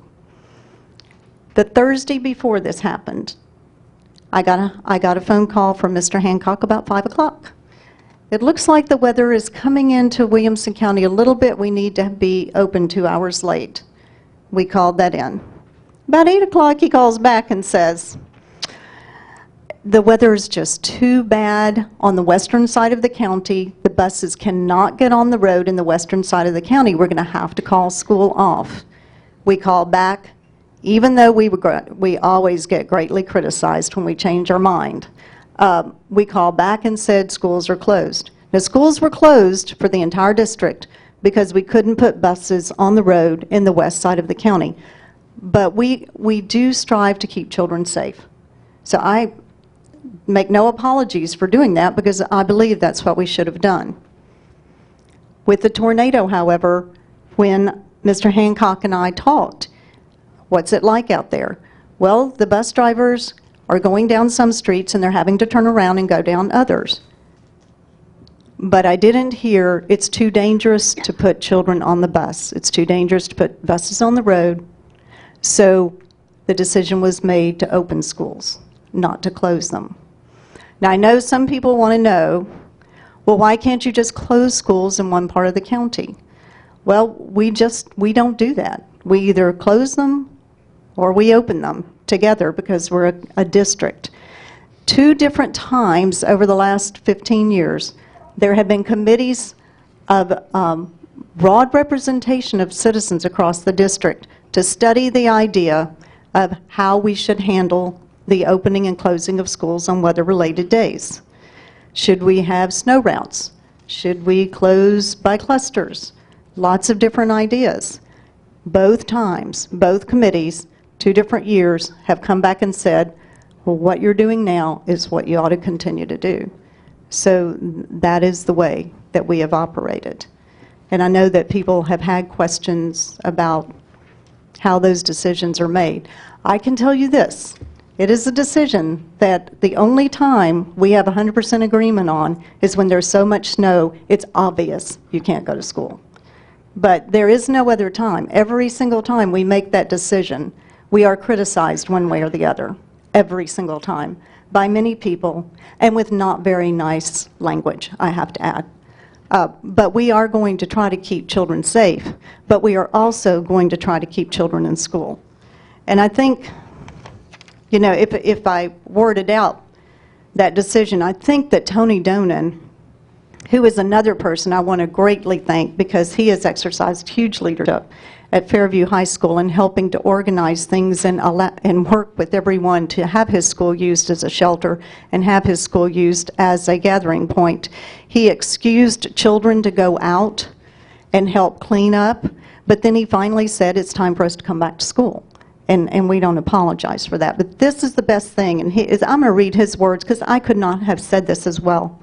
Our school being opened was very helpful to many students and their families, as we were able to calm fears, help adolescents who were who were having a very difficult time understanding and dealing with the damage they had witnessed, and provided a safe place for many of the children in our community that day, so parents did not worry about their children out in the wreckage. And that was true at the high school. That was especially true at the elementary school level, where we certainly didn't need lots of young children out in the area with no safe place to be. At least at school, they were safe, they were warm, they had food, they had electricity. And that is what I needed to say about that. And I'll answer any questions that anyone might have. Commissioner Mills, please. Dr. Schaber, this is not a question, but I appreciate this folder that's put in here. And I don't know how many commissioners take time to read this, but I was just wondering if the chairman would allow it sometime that you, it's not Elaine, it's Ms. Eves. Ms. Eads? Yeah, Susan Eves could come and appear and just talk about this, and just glancing at this cyber bullying and suicide, And I was paying attention, but I was also looking at this and how children are really killing themselves. They said the suicide rate is up now. Right. And the schools are trying, as you said, keep children safe. So I would like, if, with your permission, sometimes that Susan Eves to come and to talk about this program. It's in conjunction with the Williamson County Schools and also with the Franklin Special School District. And that grant will be completed at the end of this fiscal year. So this would probably be a good time for Susan to come and just give some information about everything that grant has done for both school districts and what a difference it has really made. Thank you, Ms. Mills. And Chairman of the Education Committee, Mr. Greg Davis, would you follow up with Commissioner Mills to see if that's something that you want to bring before your Education Committee, please, sir? And then if in talking with her you'd like to bring it to the whole body, I'll leave that decision to you, please. Thank you. Other questions of Director of School Sharber? Dr. Sharber? I see none. Thank you. Thank you.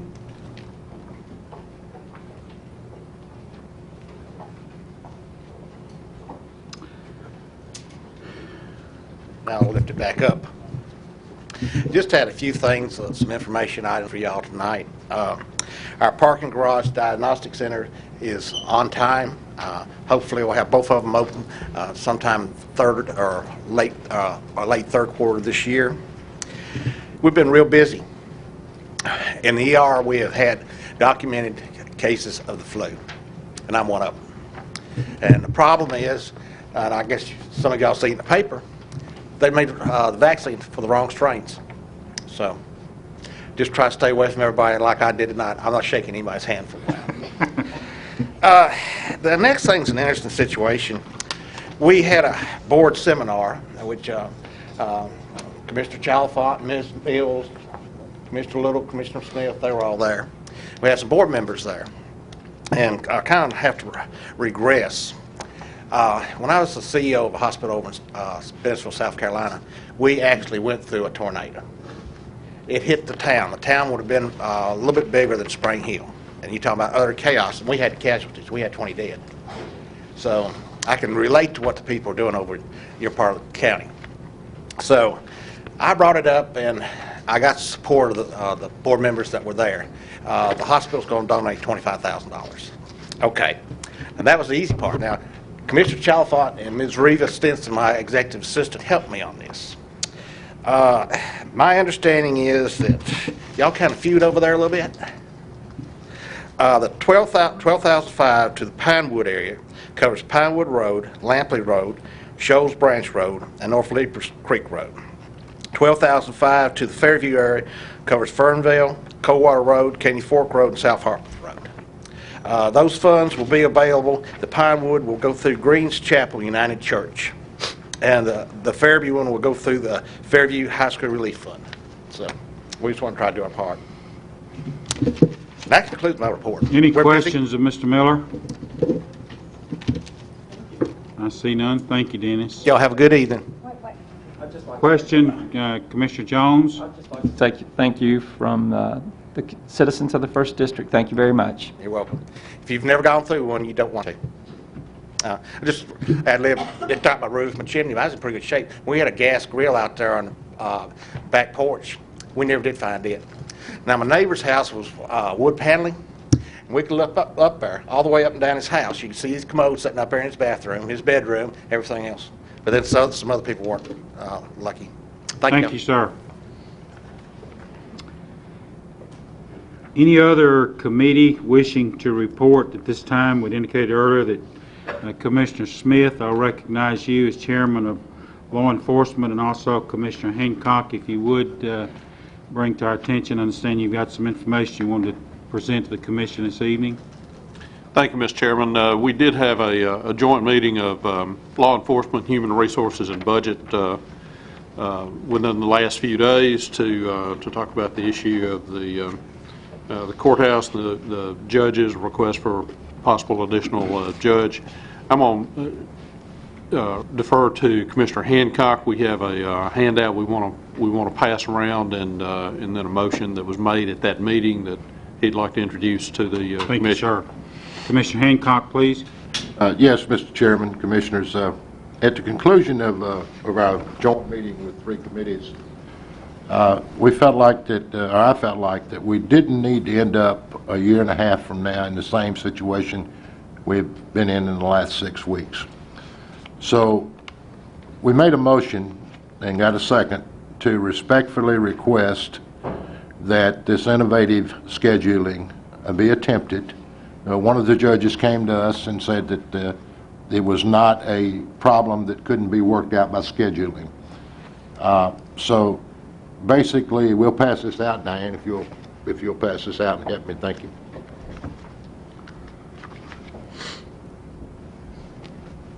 And I'll read it after she gets it passed out.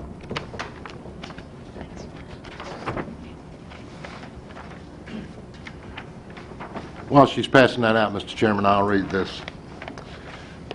We respectfully request that the judges attempt to implement use of innovative scheduling, which has been suggested by one of the judges, as well as other procedures that may relieve the caseload for the respective courts, which may enable the courts to fully utilize the existing positions and facilities.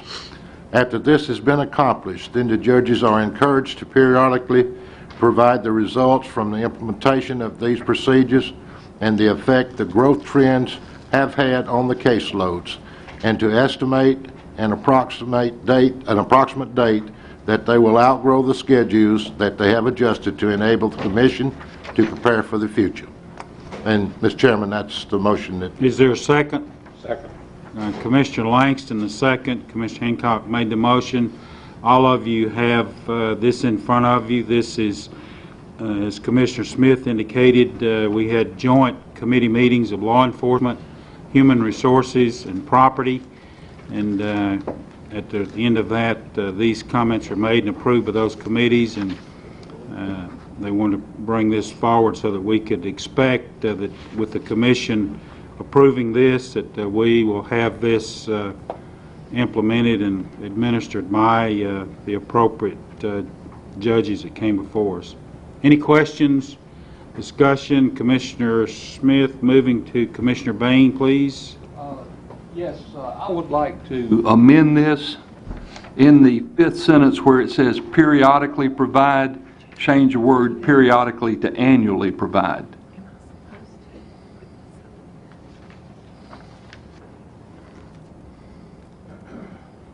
Is there a second? I'll second. Motion is made and seconded to change the word in the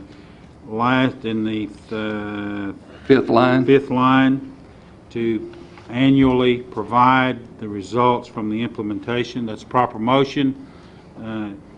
There's others wishing to speak. Do you want to Mr. Chairman? speak? Excuse me. As the maker of the original motion, I have no problems with that. Very good. Thank you, I think that's a Commissioner good amendment. Hancock. Let's see here.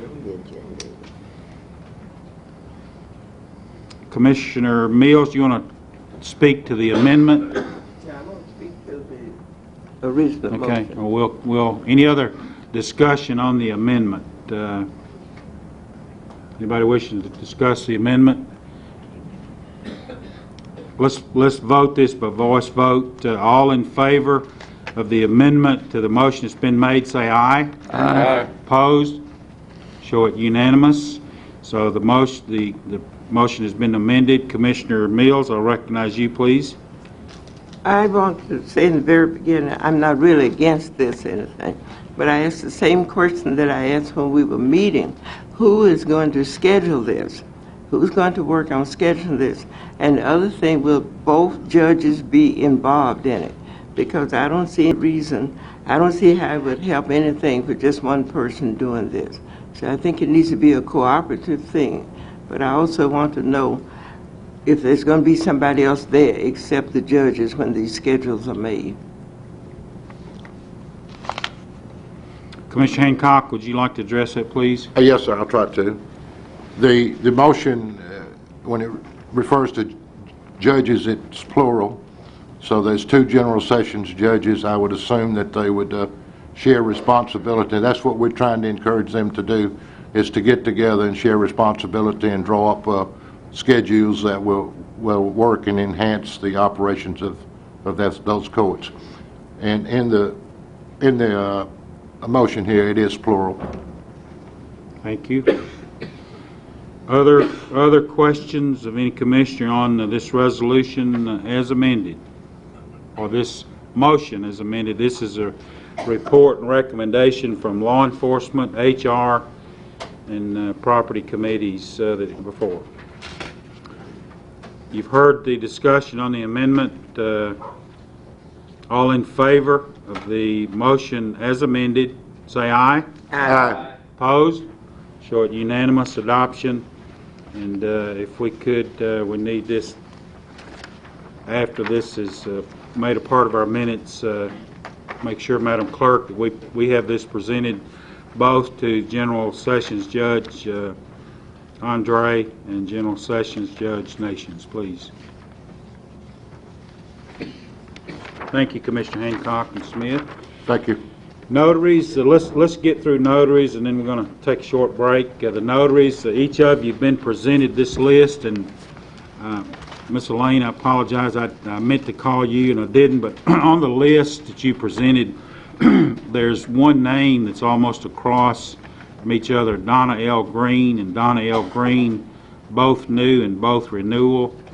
Are those two different people, or is it a renewal, or is it a new notary?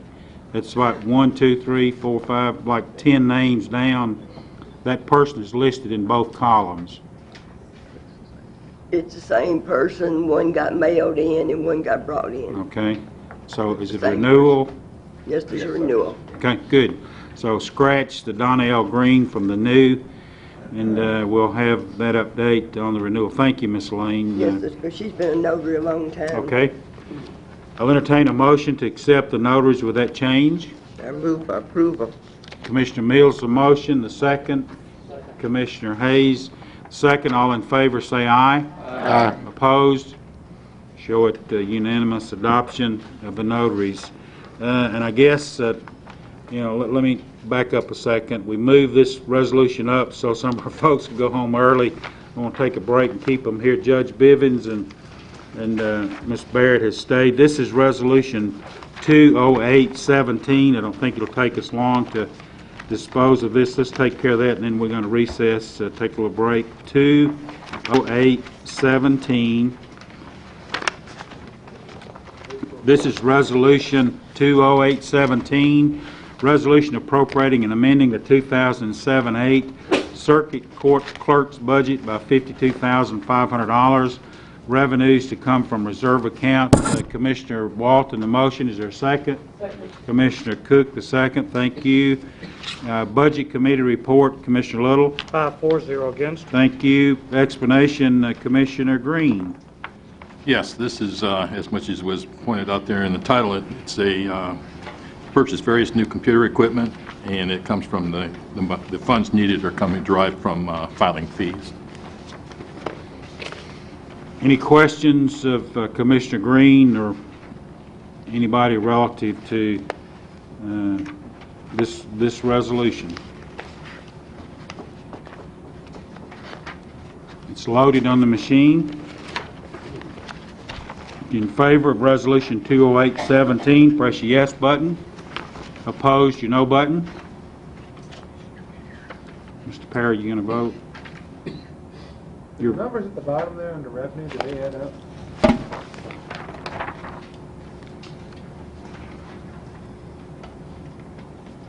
Looks like it's short by 500 million. The question is do the numbers add up on the revenue? 52,500 is the amount of expenditure. Don't have a calculator in front of me, but does it look right? Mm-hmm. Okay, we can fix it. Clearly, the expenditures needs to be 52.5. Thank you, Commissioner Perry. We can make that adjustment. Diane, do you know what it should be? Okay.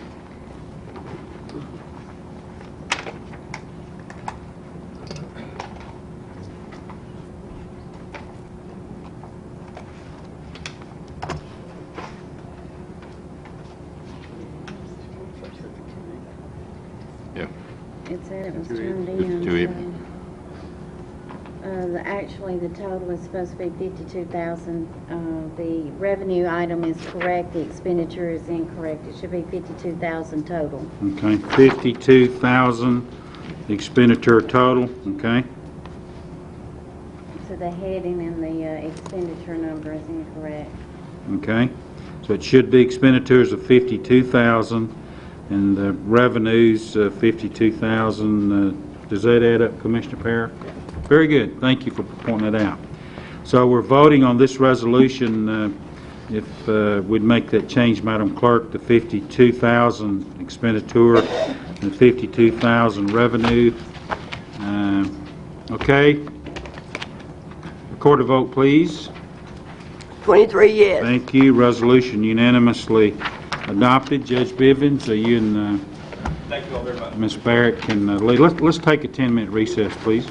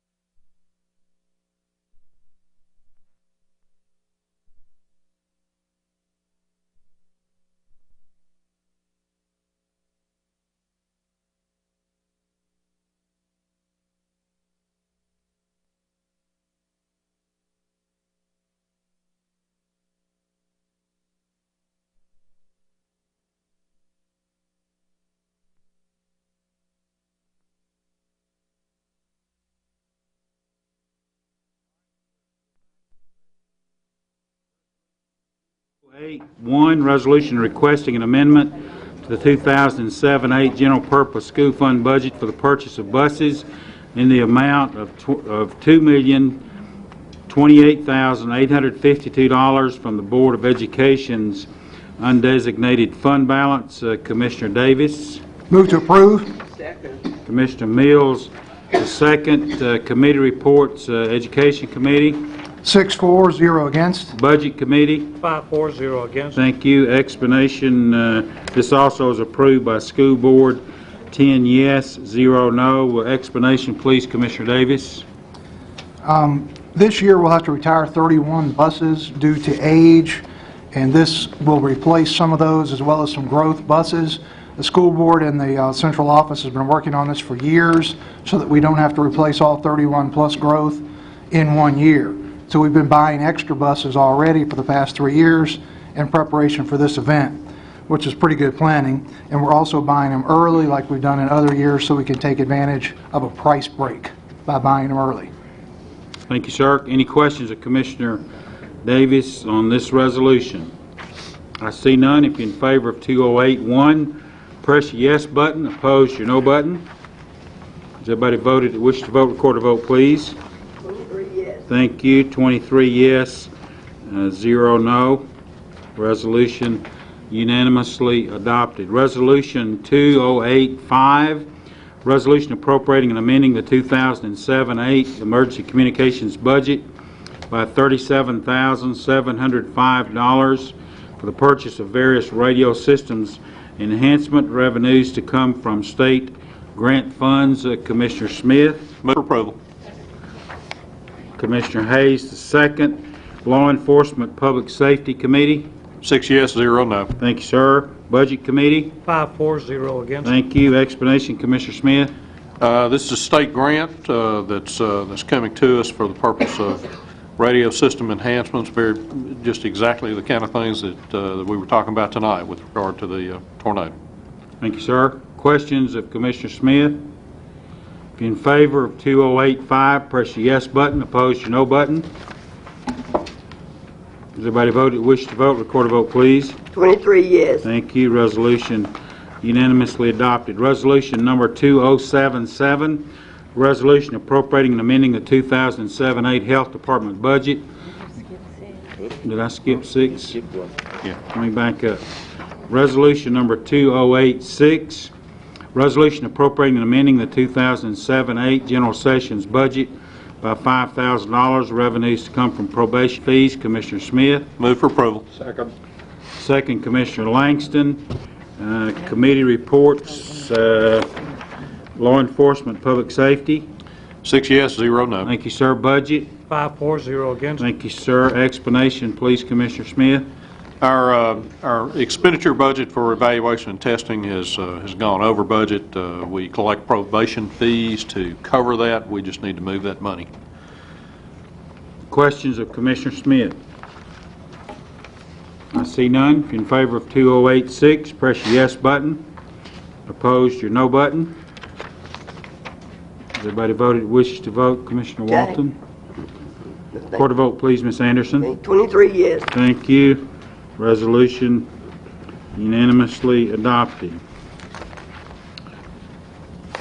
Resolution 2087, resolution appropriating and amending the 2007-8 Health Department budget by $900. Revenues to come from donations. Commissioner Mills, please. Move for approval. Second. Second, Commissioner Barnwell. Budget Committee report to Commissioner Little. 5-4, 0 against. Thank you. Explanation, Commissioner Mills. I don't know whether you know it or not, but the two health departments, the one at Fairview and the one here through the Health Council, has initiated a program that they call Walk Across Williamson. And the first of each month, we have people who gather at all the parks, and they walk. And we have some donations come in, and we have to give people incentives to walk. And so there are various gifts that are given for them. In April, the first Saturday in April, there will be a program.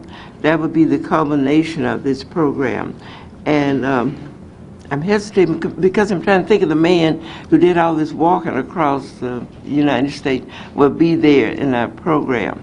So this is something we're trying to combat obesity and get children and even grown folk out walking. So we call this Walk Across Williamson. Thank you, ma'am. Other questions of Commissioner Mills on this resolution? In favor of 2087, press your yes button. Opposed, your no button. Commissioner Smith, record a vote, please. Ms. Anderson? 23 yes. 23 yes. Resolution unanimously adopted. Resolution 2088, resolution appropriating and amending the 2007-8 Williamson County Public Library budget by $59,080.50. Revenues to come from donations. Commissioner Barnwell, please. Move for approval. Second. Commissioner Mills, the second. Library Board of Trustees. 7-4-0 against. Thank you. Budget Committee. 5-4-0 against. Thank you. Explanation, Commissioner Barnwell. Yes, Mr. Chairman, this is basically the majority of this money is the second half contribution from the city of Franklin. And we also received $20,000 from the state through the Mr. Cassada and Mr. Senator Jack Johnson. So this is just the accounting of that so we can buy some library books. Thank you, sir. Any questions of Commissioner Barnwell? I see none. If you're in favor, press your yes button. Opposed, your no button. Everybody voted wish to vote. Record a vote, please. 23 yes. Thank you very much. Motion unanimously adopted. Resolution number 20812, resolution appropriating and amending the 2007-8 juvenile services budget by $15,000. Revenues to come from unappropriated county general funds received from participants' fees. Commissioner Little. Move for approval. Second. Commissioner Wilson. The second, Law Enforcement Public Safety Committee. 6-0. Thank you, sir. Budget Committee. 5-4-0 against. Thank you. Explanation, Commissioner Little. The Juvenile Services does drug screening and other services with clients, and they charge a fee for this. They are running out of supplies. They have about $11,000 that they've received so far this year, and they are anticipating needing $15,000 for this budget line. Thank you, sir. Questions of Commissioner Little? I see none. 20812 up for your consideration. If you're in favor, press your yes button. Opposed, your no button. Record a vote, please, Ms. Anderson. 23 yes. Thank you. Resolution is unanimously adopted. Resolution 20813, resolution amending the 2007-8 other local health services budget by $15,789. Revenues to come from State of Tennessee grant. Commissioner Little. Move for approval. Second. Second, Commissioner Barnwell. Budget Committee report. 5-4-0 against. Thank you. Explanation, please, sir. This is a grant from the State of Tennessee Health Department for a tobacco cessation program. Questions of Commissioner Little? I see none. In favor, press your yes button. Opposed, your no button. Record the vote, please, Ms. Anderson. 23 yes. Thank you very much. 23 yes. Resolution unanimously adopted. Resolution 20814, resolution appropriating and amending various 2007-8 county general budgets by $78,600. Revenues to come from unappropriated fund balances. Commissioner Little. Move for approval. Second. Second, Commissioner Mills.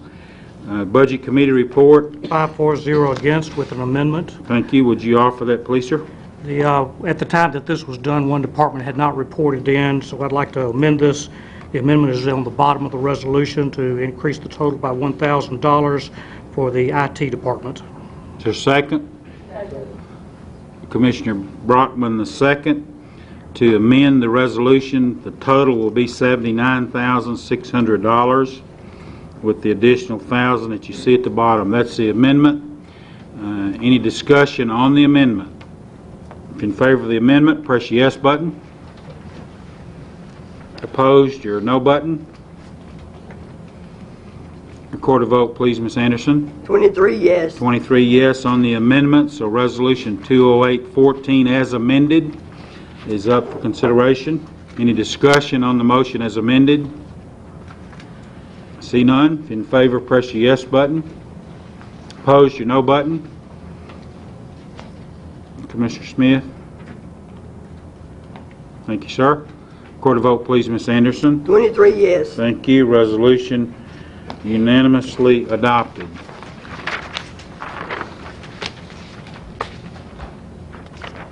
Let me also make sure that this is in the record on 20814. In such a hurry I missed to make this, but let's get this in the record. The mayor and also our director of budgets indicated that these funds have been transferred into these various funds to be used as fuel, and they absolutely are not transferable to any other account. So we want to make sure that's in the record, and I'd made myself a note, and the mayor asked me to make sure that we made that clear. And so in the record, these funds are for gasoline, fuel, and diesel, but that they are not transferable to other accounts if there happen to be balances at the end of the year. And if you could, Ms. Anderson, put that, Jeff, in the minutes to make sure that's there. Resolution 20815, resolution appropriating and amending the 2007-8 Parks and Recreation budget by $7,000. Revenues to come from donations. Commissioner Little. Move for approval. Second, Commissioner Hancock. Parks and Recreation Committee. Thank you, sir. Budget Committee. 5-4-0 again. Thank you. Explanation, Commissioner Little. This is for increased staffing need for the Tennessee Senior Games that are done annually here. It's been a growing program, and they are helping to pay for the funds of this, so this is to get this and add the funds to our budget. Thank you, sir. Questions of Commissioner Little on 0815? I see none. If you're in favor, press the yes button. Opposed, your no button. Everybody voted it wishes to vote. Record a vote, please, Ms. Anderson. 23 yes. Thank you. Resolution unanimously adopted. Resolution 20816, resolution appropriating and amending the 2007-8 Parks and Recreation budget by $9,680. Revenues to come from donations. Commissioner Little. Move for approval. Motion made and second. Commissioner Barnwell, the second. Parks and Rec Committee. 6 in favor of, 0 against. Thank you, sir. Budget Committee. 5-4-0 against. Thank you. Explanation, please. The county runs a youth basketball program, and there have been some donations so that they can purchase awards for the program at the end of the year, and all the revenues to come from donations. Questions of Commissioner Little?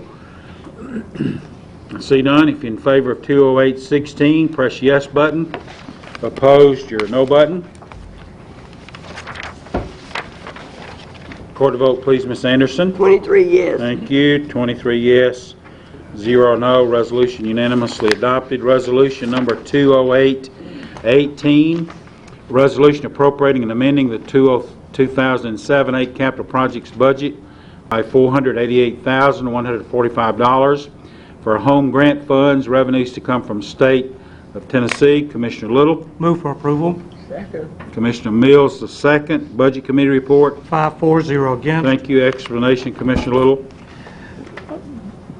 Mayor Anderson did a great job of explaining this in Budget Committee, so I'll try to help out in his absence tonight.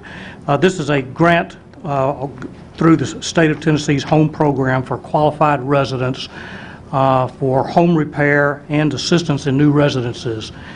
This is administered by the Greater Nashville Regional Council. It's to help people that are having problems that can't really afford these things, and it's Mayor Anderson said this is a strong program, was really said that this is a great program for us to get behind. Mr. Little, if I could also add, the mayor asked me to make sure that, and I know Commissioner Hancock and Hester and all this is in your area, we've already approved the program. We just received the money, and this is allocating and appropriating it out into the budget to spend it. So nothing new except the money's here. So other questions on 20818? I see none. If you're in favor, press the yes button. Opposed, your no button.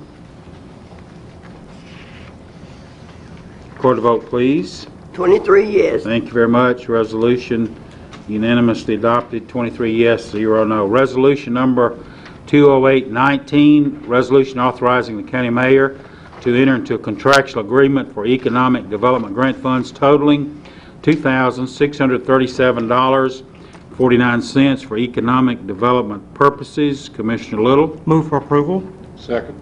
Commissioner Langston. The second, Budget Committee report. 5-4-0 against. Thank you, sir. Explanation, please, sir.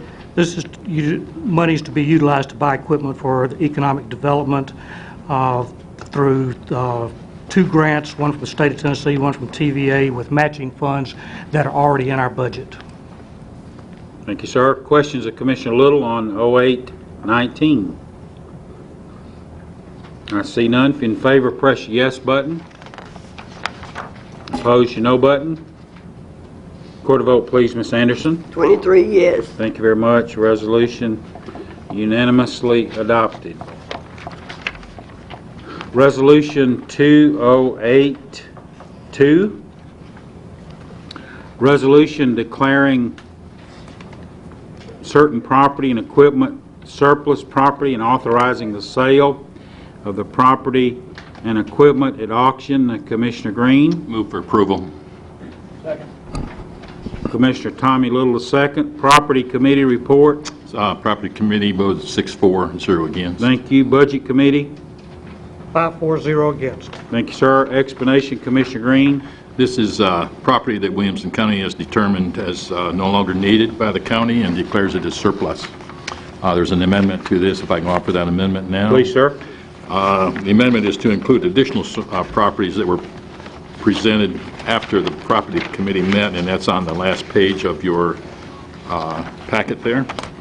And it lists several computers and other vehicles seized by the Sheriff's Department. So I just add those to the list. That's what the Is there a amendment. second to the amendment? Commissioner Williams, the second to amend this resolution to include those items that are listed on the proposed amendment on the last sheet. Discussion on the amendment. I see none. If you're in favor of the amendment, press your yes button. Opposed, your no button.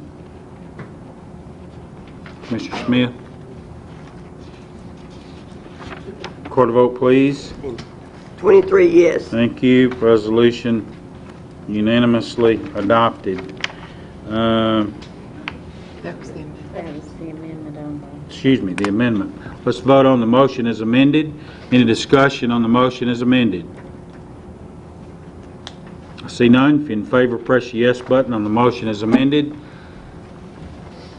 Record a vote, Ms. Anderson. 23 yes. Thank you very much. 23 yes, 0 no. Let's move up late file resolution 20820, resolution to support state legislation repealing the provision that reduces the commission retained by the County Register of Deeds. Commissioners Bain, please. Move for approval. Commissioner Bain, the motion. Commissioner Brockman, the second. Let's see. This went to Budget Committee. Commissioner Little, Budget Committee report. 5-4-0 against. Thank you. Explanation, Commissioner Bain.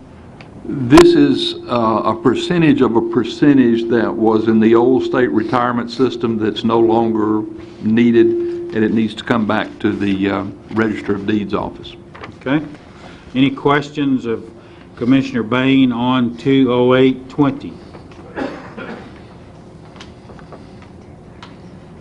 This will require 2/3 majority to pass because we'll present this to the state legislature as a private act. So requires 2/3 vote, which will be 16 votes. Any questions? If you're in favor of 20820, press your yes button. Opposed, your no button. Record a vote, please. 23 yes. 23 yes. The required majority has been accepted, so that resolution is approved as presented. Resolution number 2083, resolution to permit the serving of alcoholic beverages at the Agricultural Exposition Center for an event of the Nashville Kennel Club. Commissioner Cook, please. Move for approval. Second. Second, Commissioner Bain. This went to Property Committee, Commissioner Green. Property Committee voted 6-4-0 against. Thank you. Budget Committee. 5-4-0 against. Thank you, sir. Explanation, Commissioner Cook, please. Well, the Nashville Kennel Club has used the Agricultural Expo Center, I think, just about since it began, and they always have their dog show there, and they asked if they could have an alcoholic beverage served in their hospitality tent, which they've done all these years. There's never been a problem, and they always have an off-duty policeman there. Thank you very much. Commissioner Williams, please.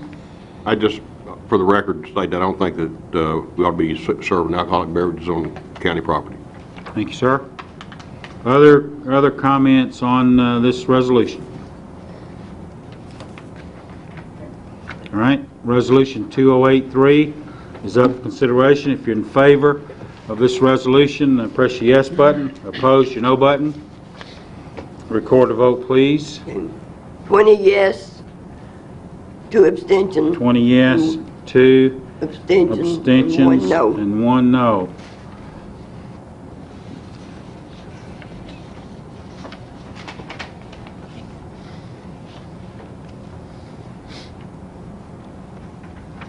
Resolution is adopted, 20 yes, 1 no, and 2 abstentions. Resolution 2084, resolution to permit the serving of alcoholic beverages at the Agricultural Exposition Park for an event of the Williamson County Fair. Commissioner Green. Move for approval. Second. Who was the second? Commissioner Parra, the second. Thank you. Property Committee, Commissioner Green. Property Committee voted 6-4-0 against. Thank you. Budget Committee, Commissioner Little. 5-4-0 against. Thank you. Explanation, Commissioner Green. At the upcoming, as it says, the 4th Annual Williamson County Fair, they're having a wine festival, much as what they held last year. But in addition to purchasing a ticket to attend that wine festival, they'll be able to purchase wine at the fair, but they cannot get it until they pick it up as they leave the grounds. And this is just asking permission for them to do that, similar to the one that we had before with the Kennel Club. And they're going to have to abide by all the Williamson County, Franklin, and state of Tennessee regulations. Thank you, sir. Commissioner Walton, please. Thank you, Mr. Chairman. I just want to add that this also has to be approved by the state. Yes. Alcoholic Beverage Commission. Well, for this wine festival. Right. And it's, I support it. It's, grapes are becoming a big crop in Middle Tennessee and all of Tennessee, and this will support that. So if we approve this and it's not approved by the Alcoholic Beverage Commission, then it's no deal. Right. Correct. Other questions? 2084 is up for consideration. If you're in favor, press your yes button. Opposed, your no button. Record a vote, please. 20 yes, 2 abstentions, 1 no. 20 yes, 1 no, 2 abstentions. Motion is adopted.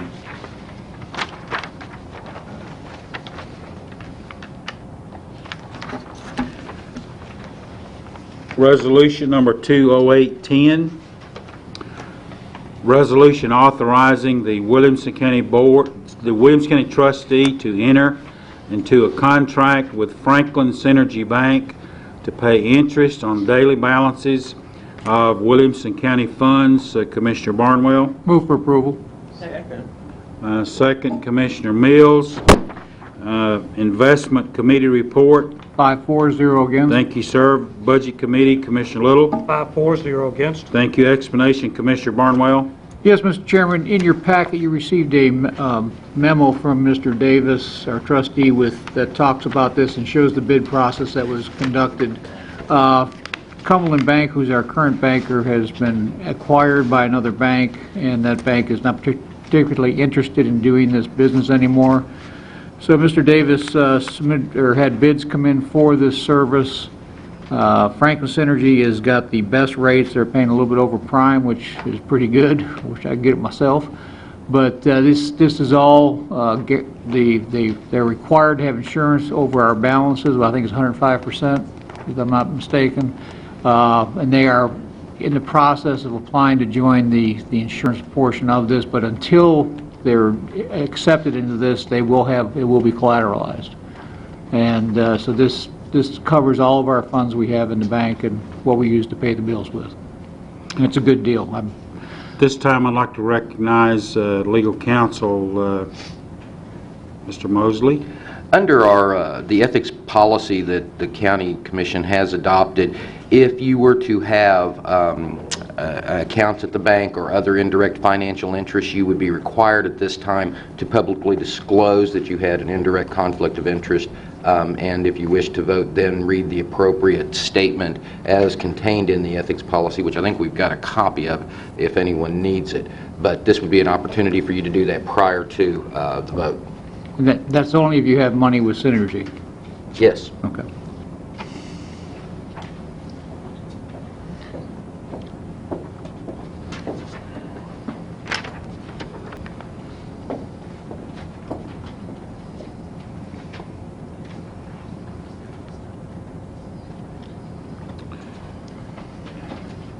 I recognize Commissioner Brockman. Thank you, Mr. Chairman. Because my husband is on the Board of Directors of Franklin Synergy Bank, it is appropriate that I will abstain from participating in any discussion or vote on this item. Thank you so much.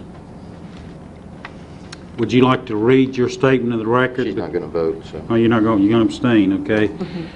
I would like to read this statement in the record because I do have an account there. Because I have a bank account or some other non-controlling interest in Franklin Synergy Bank, I declare that I have an indirect conflict of interest in the proposal about to be voted. However, I declare that my argument and my vote answer only to my conscience and to my obligation to my constituents and the citizens this body represents. The vote of any such member having a conflict of interest who does not so inform the governing body of such conflict shall be void if challenged in a timely manner. So I would like to enter that in the record, and I have an indirect conflict, and I will vote my conscience.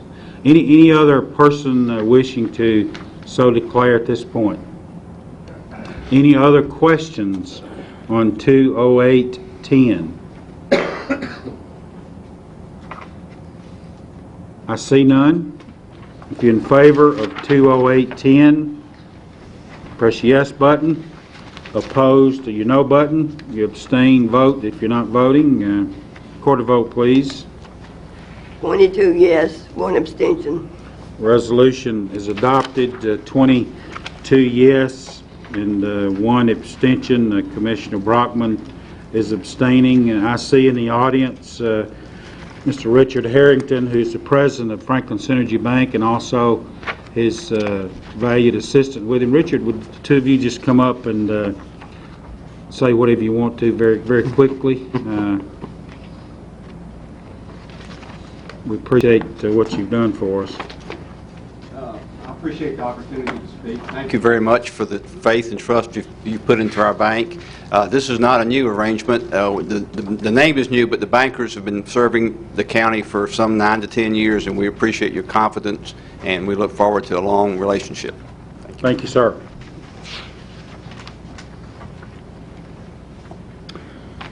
Last but not least, resolution number 20811.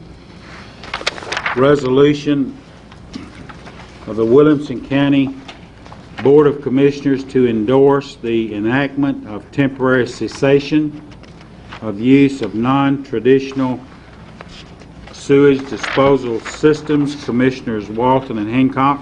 Move for approval. Second. Commissioner Walton, the motion. Commissioner Hancock, the second. This went, let's see here, the Water and Wastewater Authority. Commissioner Hancock. Approval, unanimous. Thank you. 6-4-0 against. Regional Planning Commission, Commissioner Walton. 11-4-0 against. Thank you. Explanation, Commissioner Walton, please. Thank you, Mr. Chairman.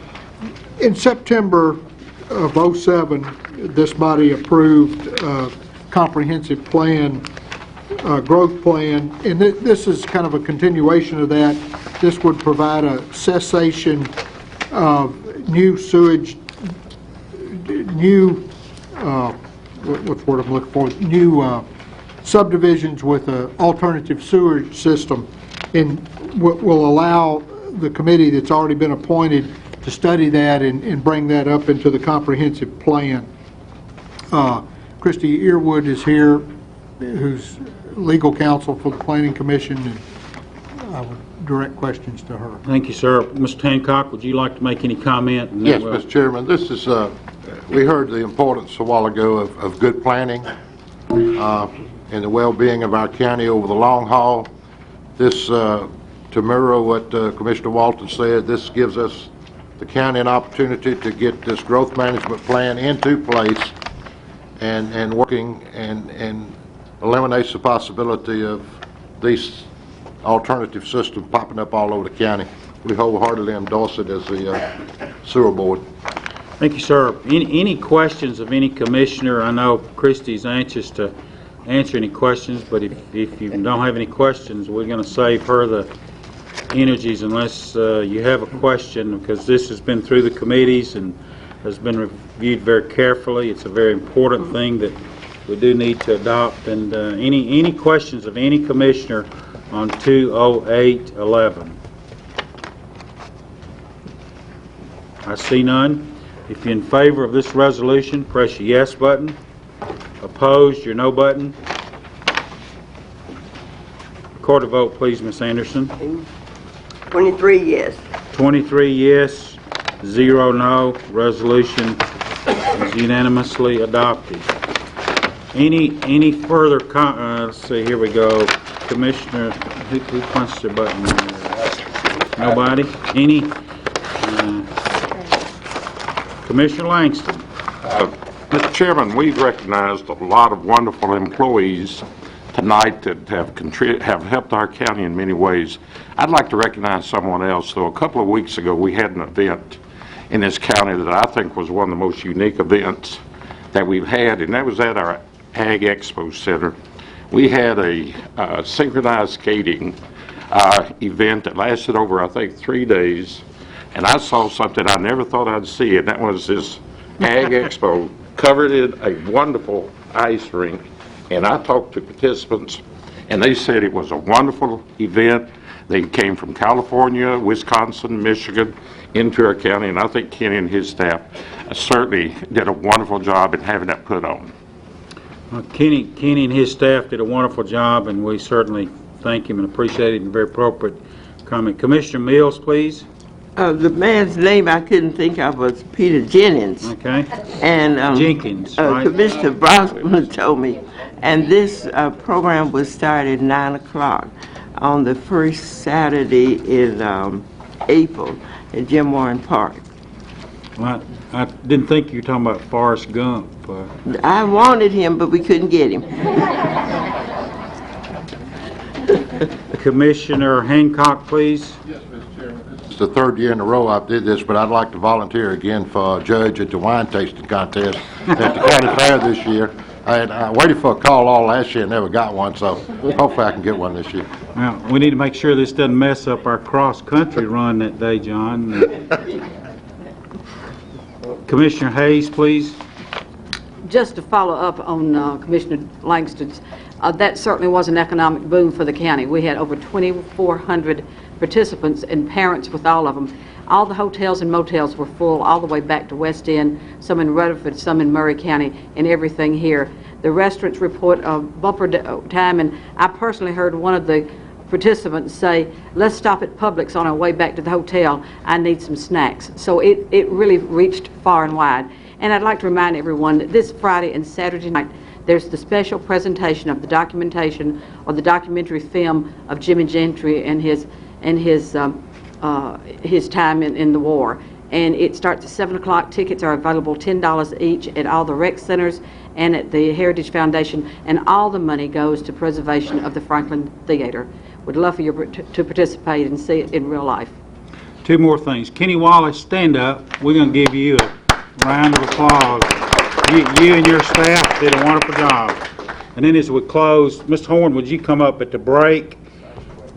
There were several questions about people involved in the storm that have gotten building permits and their house got blown away. Joe, just in general terms, you can't make any, just give us an update, because that question came up. You've seen the damage, and what will we be doing in the Planning Commission? Well, let me add this. This is not without precedent. We have fires, sadly, several times a year. Whenever there is an act of God such as this, there are considerations made as far as permit fees, privilege taxes, septic fees, and the like. Those will be taken care of. The emergency management folks, Mike Thompson and specifically, was good enough to give us an idea of what we're looking at as far as total major damage and minor damage. We're putting together a list, and as people come forward, they will go to the top of the list as far as getting themselves back on their feet. If there's any questions anybody might have, they can feel free to direct to my office. We don't get an answer right away. We'll get one pretty quick. Any questions of Mr. Horn? I see none. Joe, thank you very much. No problem. Thank you. Any other commissioner wishing to make any comment? I think we've got everybody thanked. Commissioner Williams.